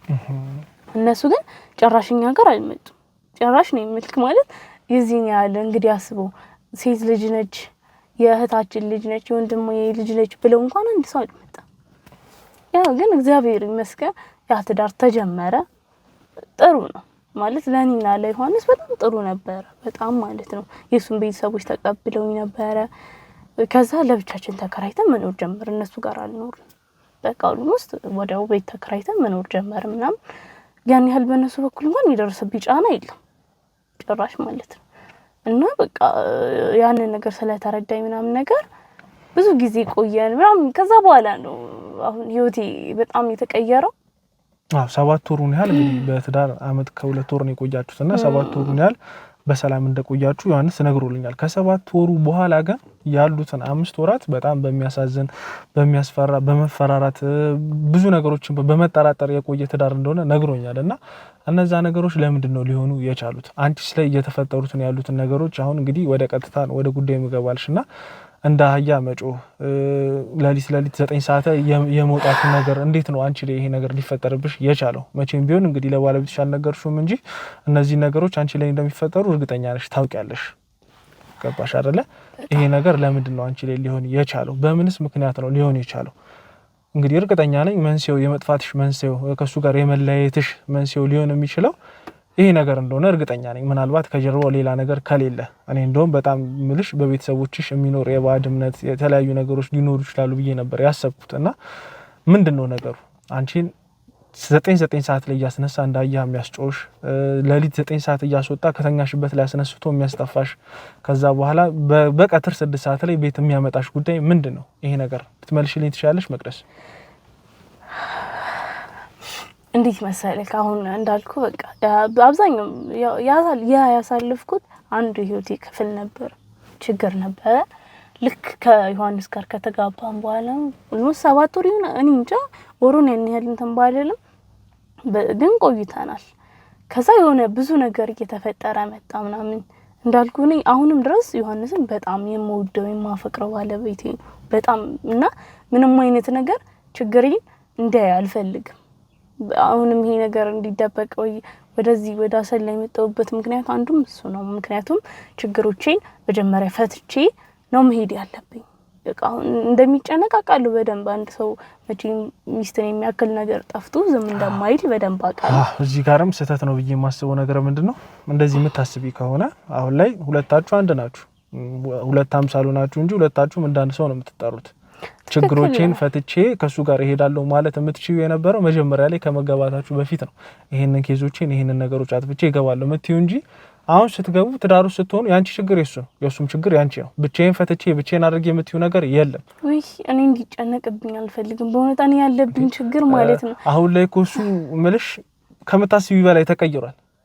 ቀን በቀን ነው መጠጥ የሚጠጣው። አንዳንዴ በራይድ ነው የሚገባው፣ አንዳንዴ ሰው ነው አዝሎት ከመጠጥ ቤትም የሚያወጣው። ተረዳሽኝ አይደለ? ያንቺ መጥፋት ነው ይሄ ሁሉ ነገር ውስጥ እንዲገባ ያደረገው። ኔክስት ሊሆን የሚችለው ራሱን ማጥፋት ነው። ብዙ ነገሮችን እንግዲህ 1 አመት ሙሉ እንግዲህ ሲያይሽ፣ ሲያቅፍሽ፣ ሲነካካሽ ብዙ ነገሮችን ሲያደርግሽ የነበረው ሚስቱ ነሽ። ልጆችን ለመውረድ ሲያስብ የነበረው ሚስቱ ነሽ። እንዴት እንደዚህ ትያለሽ? እንዴት እንደዚህ ታስቢያለሽ? ብቻዬን ፈትቼ የሚባል ነገር አለ? የለም። እኔ እንደማስበው ከሆነ ግን አሁንስ ቢሆን እንዴት ነው ብቻሽን ልፈቺ ያሰብሽበት ጉዳይ? ከመፍታትሽ በፊት ደግሞ ማወቅ የምፈልገው ይሄ ነገር እንዴት ሊፈጠርብሽ ይችላል አንቺ ላይ? አይዞሽ ንገሪ መቅደስ። እንዴት ነው ከባድ ነው ለካ እንደዚህ ማውራትም እንደዚህ ይከብዳል ብዬ አስባለሁ ነበር። እና ብቻ እንዴት ተፈጠረ ከመጀመሪያው ሲጀምርልክ በቃ ከዮሐንስ ጋር ትዳር ውስጥ ገብተን ምናምን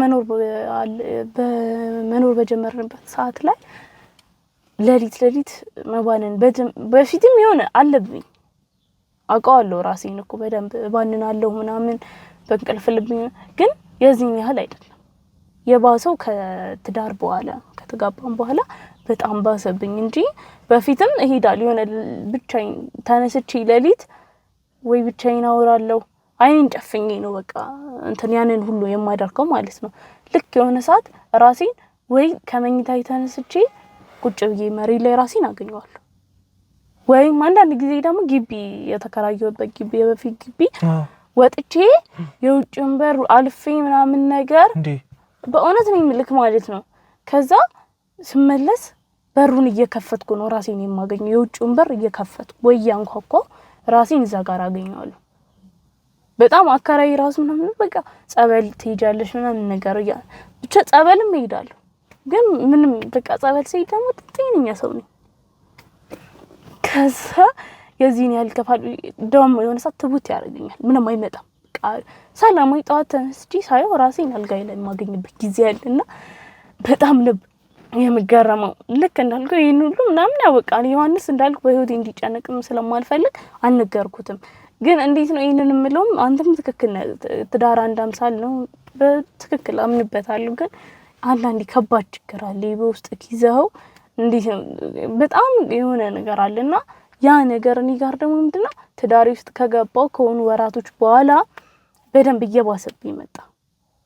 አንድ ቀን ተነስቼ ወጥቼ ተበልሺ ሳገኘው ማለት ለኔ እኮ አይታወቀኝም። በእውነት ነው ተነስቼ ወጥቼ ስመጣ እኔ አይታወቀኝም። ራሴን የማገኘው ግን ቆሜ ከሱ ጋር እያወራን ምን ሆንሽ ምናምን ሲል ምን ሆንኩ? ምንም አልሆንኩም እኮ ጆ ምን ሆነ ነው? እውነት እንደዛ ነው የምለው። እኔ እኮ ራሴን አለ ወጥቼ ስመለስ አላውቅም። ከዛ አወራለሁ ምንድነው ይቀሰቀሰኝና ምንድነው የምታወሪው? የማወራው ደግሞ ይሄ ትክክለኛ እንደዚህ አሁን የምናወራውን ሳይሆን ይሄን ብቻ በቃ በደንብ የማይታወቅ ቋንቋ እንደዛ የምታወሪው ይለኛል። ለኔ ምንም አይታወቅ ጠዋት ስነቃ ጤነኛ ሰው ነኝ። ልክ የሆነ ጊዜ እንደዛው በቃ ማለት ወጥቼ በጣም ቆይቼ መጣሁ ምናምን ነገር ከመጥፋቴ ትንሽ ጊዜ ቀደም ብሎ በቃ በጣም እንደዛ ይጨቀጭቀኛል። በጣም ምን ሆነሽ ነው?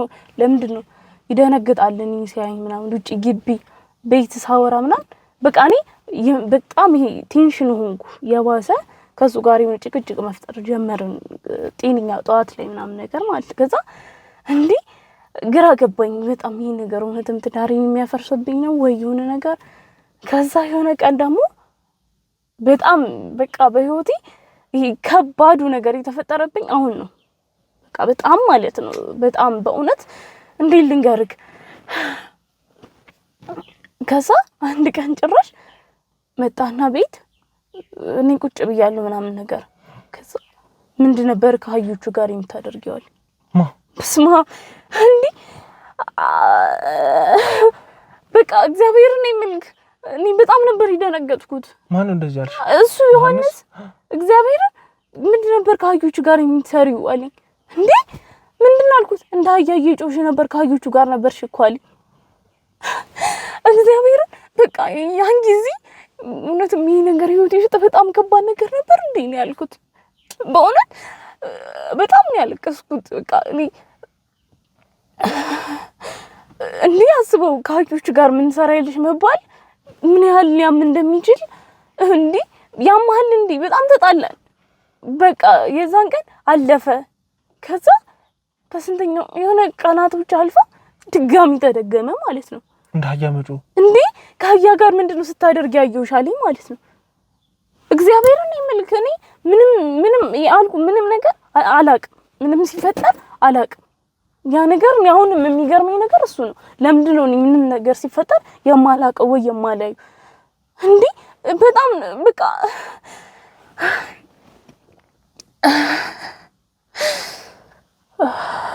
አይዞሽ ተረጋጊ መቅደስ። በቃ ያን ጊዜ ሳስበው ራሱ በጣም ያመኛል። እውነት መልክ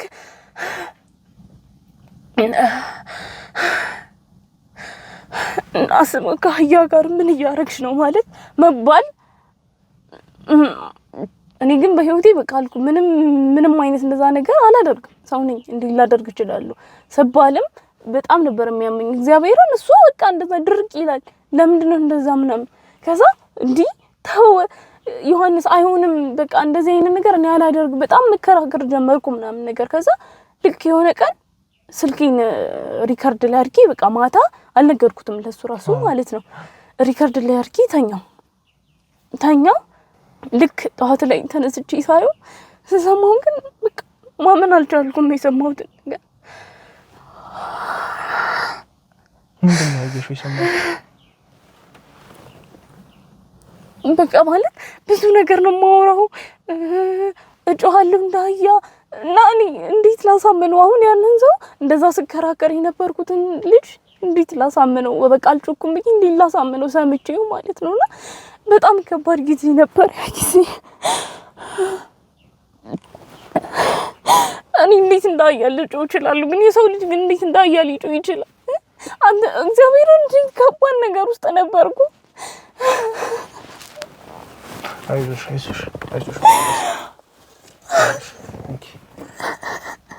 አይዞሽ ከባድ ነበር ያ ጊዜ ለኔ።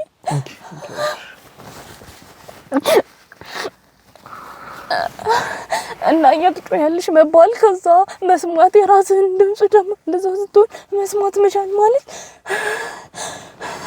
ለኔ ከባድ ነበር ያ ጊዜ። እና ይሄን ሁሉ ጉድ ተሸክሜ ሰው ቢሰማኝ ታዲያ ምን ይላል? ማን ያምናል? አይዞሽ ተረጋጊ። ፍቃደኛ ነሽ እንዲቀረጽ ቀረጻው እንዲቀጥል ከዚህም በኋላ?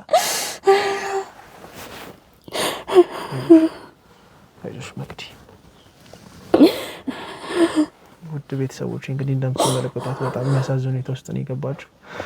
የተፈጠረባትን ነገር እንግዲህ ያው ዮሐንስ እንደምታደርግ አያውቅም እንጂ እሷ ደርሳበታለች። እንግዲህ በግሏ ድምጽ መቅጃ እንግዲህ ቤት ውስጥ አስቀምጣ ስልኳን አብርታ እንግዲህ የተፈጠረውን ነገር በሙሉ ሌሊት ሙሉ ስትጮህ ምን እንደምታደርግ ያለውን ነገር በሙሉ ደርሳበታለች። እና እንግዲህ እኔም እንደሚመስለኝ ያው ሙሉን ነገር አላወቅኩትም። ያጠፋትም ከዮሐንስም ልትርቅ የቻለችበት ጉዳይ ይሄ ነገር አስደንግጧት አሳስቧት እንደሆነ ያው መጠርጠር እንግዲህ ለእናንተም ለኔም አይከብድምና መቅድዬ እስቲ ተረጋጋሽ። አይዞሽ ተረጋጊ። ውሃም ስላለ ውሃ መጠጣት ትችላለሽ። ያው አይዞሽ። አመሰግናለሁ። በቃ ተረጋጊ። ከባድ ነበር ብታይ። ትክክል። ያው እንግዲህ አንድ ሰው ያው እንደዚህ ከሰውኛ የወጣ ነገር እንግዲህ ታደርጊያለሽ ትጮያለሽ ሲባል በጣም ያስደነግጣልና ይሄንን ነገር አንቺ እንግዲህ ለማስተካከል ይመስለኛል አሁን ላይ ለሱም ሳትነግሪው ብን ብለሽ የጠፋሽው አይደለ? በጣም እና አሰላውን ምን ይገኛል ተብለሽ ነው እዚህ የመጣሽው? ይሄ በጣም በኔ ሁሉም ነገር የሚያስለቅስ ነው የኔ ህይወት ሁሉ። ይሄንንም ሳደርግ እኔ ራሴ ያለማወቅ እኮ ያመኛል። ምን ስታረጊ? አሰላ ስመጣ ማስታውሰው ብታምንም ባታምን አንድ ድምጽ ብቻ ነች። በቃ እንዴት እንደሄድኩ ራሱ ካላውቅም አሰላ የምትለው አንድ ድምጽ በቃ ማቀው እና አሰላ በደንብ አውቀዋለሁ። ጓደኛዬ እዚህ ያለች አንድ በጣም ቤስት ፍሬንድ አለችኝና እሷ እዚህ ነች። እሷ ጋር እመጣለሁ ምናምን ነገርና አስበው እንዴት እንደመጣው አላውቅም። እዚህ ምን እንዴት እንደደረስሽ አታውቂም? ምን በቃ ልክ አልኩ አሰላ የሚለውን ድምጽ ግን አውቀዋለሁ። ከዛ ልክ ወርጄ ከታክሲ ምናምን ግብ ተፈጥሯል። አምጪ አታምጪ እያሉ የሆነ እንዲህ ያደርጉኛል። ብር ማለት ነው ታክሲ በቃ ማለት እንዲህ በቃ ይሄ መጎተት መመንጨቅ ምናምን ነገር ሲያደርጉኝ ልክ ብንን ያልኩት የዛ ሰዓት ነው። ከዛ ምን ተፈጥሮ ነው ምናምን ነገር አልኳቸው። ፒጃማን የለበስኩት ራሴ ምንም አላውቅም። ከዛ ምንድነው የታክሲ ክፍያ መጣሽበትን አሰላ ብለሽ አይደል እንዴ ገባሽዋል? እኔ እኮ አዲስ አበባ ነው የምኖረው፣ አዲስ አበባ ነው ያለው ቤቴ የነበርኩ እኮ ነው ያልኩት። እግዚአብሔርን ነው የሚል። ከዛ ምንድነው ምን ተፈጥሮ ነው ምን ከዛስ እንዴት ሆነ ማለት ያሰላም ከመጣሽ በኋላ እንዴት ልትኖር ይቻልሽ? እንዴት ልቆይ ይቻልሽ እዚህ አልኩ። በቃ ልክ እንደዛ ተፈጥሮ ምናምን እግዚአብሔር ይስጣችሁ ተረዱኝ ምናምን ነገር። ከዛ ማቃት አሰላ ያልኩ ልጅ አለች። ያለኝ አማራጭ በቃ እሷ ጋር መሄድ ነው። ከመናኸሪያው ቅርብ ነበር ቤቷ። እሷ ጋር ሲሄድ ደነገጠች በጣም። እሷ ራሱ በቃ አታውቅም። ባዶ እግሬን ነኝ ቢጃማን የለበስኩት። ስታየኝ አልጠበቀችኝ። ምን ሆነሽ? ደነገጠች። ከዛ በቃ ነገርኳት ሁሉንም ነገር። በጣም ቤስት ፍሬንድ ነች እንዳልኩ። ትንሽ ጊዜ አንቺ ጋር ልቀመጥ፣ በዛው መረጋጋት መመለስም አልፈለኩም። በቃ ኦሬዲ ስለወጣሁ ምናምን።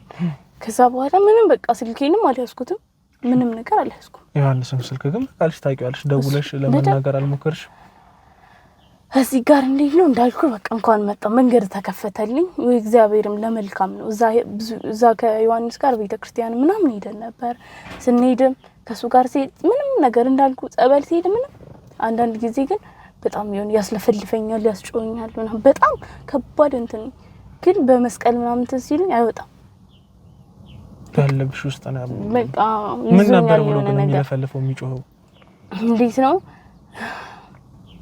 ማለት መንፈሱም ቢሆን ይናገራል። እንዴት እንደገባ እንዴት አንቺ ውስጥ እንደያዘሽ ማን እንደላከው ሁሉንም ነገር በዝርዝር ነው የሚናገረው አንዴ እንዳለብሽ ከታወቀና ያ ነገር ምንድነው በደንብ ያወቅኩት ማለት ግልጽ የሆነልኝ ሁሉም ነገር አሰላ እዚህ ጓደኛዬ ጋር መጥቼ መጠመቅ ጀመርኩ በኋላ ነው። እዛም ግን በቃ ለፈልፋለሁ አንቺ ነኝ እንዴት ገንዘብ ይናምጪ በቃ ብቻ ገንዘብ ነክ ነገር ያስጮኛል። ከዛ ልክ ደሞ ድጋሚ እንዳሉት ቄሱም ሲነግሩኝ ምናምን ምን ተፈጥሮ ነው ልጅ ምናምን ነገር ሲሉኝ ያህያ ድምጽ እንዳህያ እኮ ትጮያለሽ እንዴ አባረተውኝ እኮ ሰው ነኝ እንዴት ነው በቃ እኔ እንጃ ልጅ በጣም እንትን ነው የዛን ያህል ድረስ ነው ሄድኩት። እሺ ከዛ እንደዛ ሲሉ በቃ በጣም ልክ አልኩ ከዮሐንስ ጋር ስንሄድ ምንም በቃ ምንም ሰላማዊ ሰው ነኝ ብቻዬን ሲሄድ ነው እንደዛ የሚለው ማለት ልክ አሰላ ከመጣ በኋላ ጋር ሰላም የምትባል ጓደኛዬ ጋር አሁን እዚህ አሰላ ያለችው እሷ ጋር በቃ ምንድነው በቃ ምን ሆነሽ ነው ምናምን ነገር ትለኛለች ማለት እኔ ምን ላድርግሽ እኔ ምንም ማቀው ነገር የለም። እሺ በቃ ጸበል እንሄዳለች። እኔ ማቀው ቦታ አለ ማለት ታዋቂ ገዳም አለ ምናምን እዛ እንሄድ ምናምን ቤተክርስቲያን ሄድን። ልክ 3 ቀን እንደተጠመቅኩ በሶስተኛው ቀን በጣም መለፍለፍ ጀመርኩ። ምን እያለ ነበር ይለፍለፍ? በጣም ለካ የገዛ ቤተሰቦቼ ናቸው እንደዚህ የሚያደርጉኝ። እንዴት?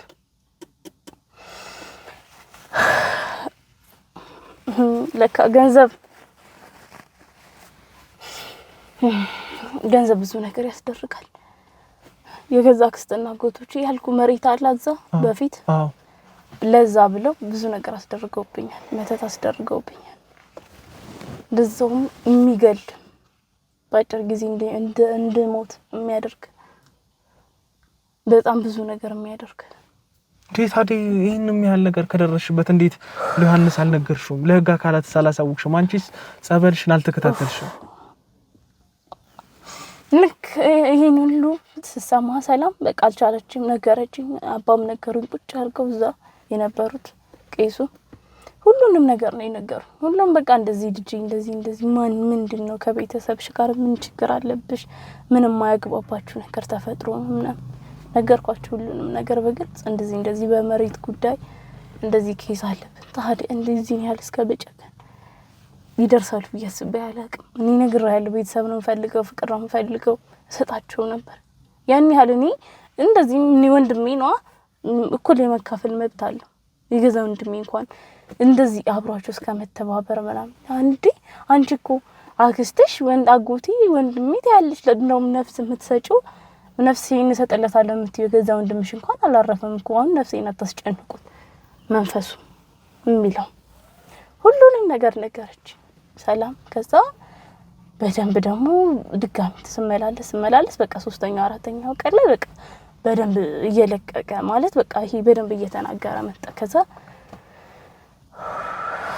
ሰላም በደንብ ነገረችኝ ያ ሁሉ ነገር እንደተፈጠረ ምን በቃ ሁሉንም ነገር አወራችኝ ምናምን ነገር። እኔማ ማመን ከብዶኝ ታዲያ እንዴት ብዬ ለባሌ የገዛ አጎቴና ክስቴ ወንድሜ ለገንዘብ ብለው እንደዚህ ያደርጉ ብዬ እንዴት ላስረዳው? እንዴት ልንገረው? እንዴት ደውዬ እንደዚህ ልበለው? በቃ ያንንም ሪከርድ ስለሰማሁ መናገርም ከበደኝ። በቃ እንዳልኩ በቃ ለትንሽ ጊዜ እስከረጋጋ ያለኝ አማራጭ እዚህ አሰላ መቆየት ነበር።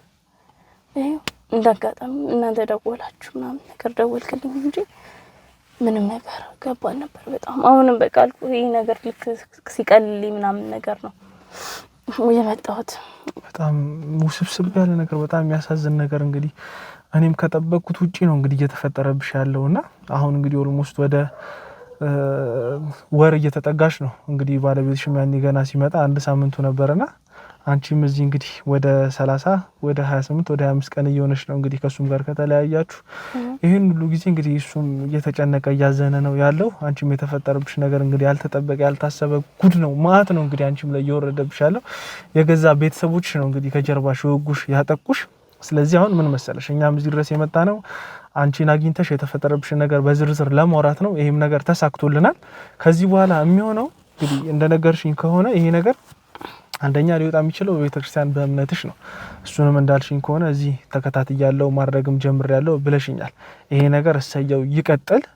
ነገር ግን ባለቤትሽም ያለበት ሁኔታ በጣም የሚያሳዝን በጣም የተጎዳበት ሁኔታ ስለሆነ ያንቺን ነገር ይሄንን ነገር ከሰማን ቀጥታ እንግዲህ ባለቤትሽ ጋር ሄደን ያለው ነገር ሳይቋረጥ እዛው መቀጠል የምንችልበት ነገር ተመቻችቶ የቤተክርስቲያንሽ የጸበልሽ ጉዳይ ከሱ ጋር እናወራው። ገባሽ አይደለ? ከዚህ በኋላ ቤተሰቦችሽም አንቺ አተሻል፣ በዙሪያሽ ማንም ሰው የለም። ሁሉም ሰው ለንብረት ለገንዘብ ነው እንጂ የሚፈልግሽ አንቺ ጋር ህይወቱን ለመመስረት ካንቺ ጋር ለመኖር የሚያስብ ሰው በጎንሽ አለ አይመስለኝም። ነገር ግን አንድ ባንቺ ጉዳይ እያሰበ እየተጨነቀ ብዙ ነገሮችን እያደረገ ራሱንም ለማጥፋት እየሞከረ ያለ ሰው አለ። እሱ ማን ነው? ባለቤትሽ። ከዚህ በላይ እሱ መጎዳት አንቺን ብቻሽን ይሄንን ነገር ይዘሽ መብሰልሰል ስለሌለብሽ የተፈጠረውን ነገር በሙሉ እሱ ጋር ሄደን እናውራው፣ እንንገረው፣ እናማክረው። ምንም የሚል እምልሽ 1 አመት ከ2 ወር ያህል የቆየ ባልሽ ነው። ብዙ ነገሮችን ገበናሽን ደብቆ ይሄም ነገር ጓደኞችሽ ጋር እንዳይሰማኛ ጋር የመጣው እሱ ነው። በቃ በድብቅ ሁሉም ነገር ይለቀልኝ ብሎ ገባሽ አይደል? ይሄን ያህል የሚወድሽ 5 ወር ያህል እንግዲህ እንዳያያጨውሽ ብዙ ነገሮችን ለሊትም እየወጣሽ እየሄድሽ 9 ሰዓት ላይ ችሎ የቆየ ባልሽ ነውና ይሄን ነገር ብትነግሪው ለመቀበል ይከብዳል ብዬ አላስብም። ምክንያቱም አንቺ ወደሽ ፈቅደሽ ያደረግሽው ነገር ስላልሆነ ሰው ነው ይሄን ነገር የገዛ ቤተሰቦችሽ ነው ይሄን ነገር ያስደረጉብሽ። እና አዲስ አበባ ሄደን ያለውን የተፈጠረውን አንቺም ላይ እየተካሄደ ያለብሽን ነገር በሙሉ እናስረዳው። ከዛ በኋላ የተፈጠረውን ነገር በሙሉ እንግዲህ መፍትሄ የምናበጅለት ይሆናል አይደል? እኔ እንዳልኩ ያ ሁሉ ነገር ስለተደራረበብኝ ብዙ ነገር ስለተጨነቀኝ እንጂ እኔ ለባሌ ለምትወደው ሳንን ሁሉ መንገር ከፍዶ ሳይሆን ግን እንዳልኩ አሁን ቢያንስ ቀሎኛል። ችግሬን አውቄያለሁ። መፍትሄውን ምናምን ትደርስበታለህ ቀስ በቀስ። እንደዚህ ችግር ካወቅክ በኋላ ከሱ ጋር ፓወር ያን ያህል ከብዶኝ አይደለም። ግን ያ ነው እስካሁን እንትን ያለኝ ችግር የለውም። ለኔ ደስ ይለኛል ባገኘውም እንትን ብለው እኛም ይሄንን ፍላጎትሽን ነው እንግዲህ የምንፈልገው። ይሄንን ሀሳብ ወደዚህ ሀሳብ ልትመጪ ነው የምንፈልገው። በጣም አመሰግናለሁ። እንግዲህ ቀረበሽም ብዙ ሰው እንግዲህ ይፈራል አይደል? አንቺ አምነሽን ገብተሽም የተፈጠረውን ነገር ለማውራት ለህይወትሽም እንግዲህ ለተጨነቀውም ሰው እንድንደርስ ስለተባበርሽኝ ፈቃደኛም ስለሆንሽ በጣም አመሰግናለሁ። እኔም በጣም አመሰግናለሁ በእውነት እዚህ አክብራችሁኝ እዚህ ድረስ መታችሁኝ እንትን ለማለት ምናምን እግዚአብሔር ያክብርልኝ። በጣም አመሰግናለሁ ስለሁሉም ነገር እግዚአብሔር ይስጥልኝ። በጣም ነው የማመሰግነው። ያው እንግዲህ ውድ ቤተሰቦቼ ከመቅደስ ጋር የነበረው እንግዲህ የሚያስጨንቅ የሚያስፈራ በጣም ብዙ ነገሮች የተፈጠረበት ቆይታ እንደሆነ እረዳለሁ። ያው የተፈጠረባትን ነገር ለኔም ሳትፈራ አዋይታኛለች። እንግዲህ ከዚህ በኋላ የሚሆነው የተፈጠረውን ነገር የሰማነውን ነገር የደረሰባትን ነገር እሷ ላይም አሁን እየተካሄደ ያለውን ነገር በሙሉ ለዮሐንስ አዲስ አበባ ሄደን የምናስረዳው ይሆናል። እንግዲህ የዮሐንስ መልስ የዮሐንስ የተፈጠረባትን ነገር ሲሰማ የሚያደርገውን ነገር አናቅም። በደንብ አግባብተን አረጋግተን የምንነግረው ይሆናል። እስከ ፕሮግራማችን ፍጻሜ አብራችሁን ስለሆናችሁ በጣም አመሰግናለሁ። እንግዲህ በቀጣይ የሚኖረውን አዲስ ነገር የተፈጠረው ነገር በሙሉ እግር በእግር ተከታትዬ ለእናንተ የማደርስ ይሆናል። በቀጣይ በሌላ ፕሮግራም እስከምንገናኝ መልካም ጊዜ መልካም ሳምንት ይሁንላችሁ። ቻው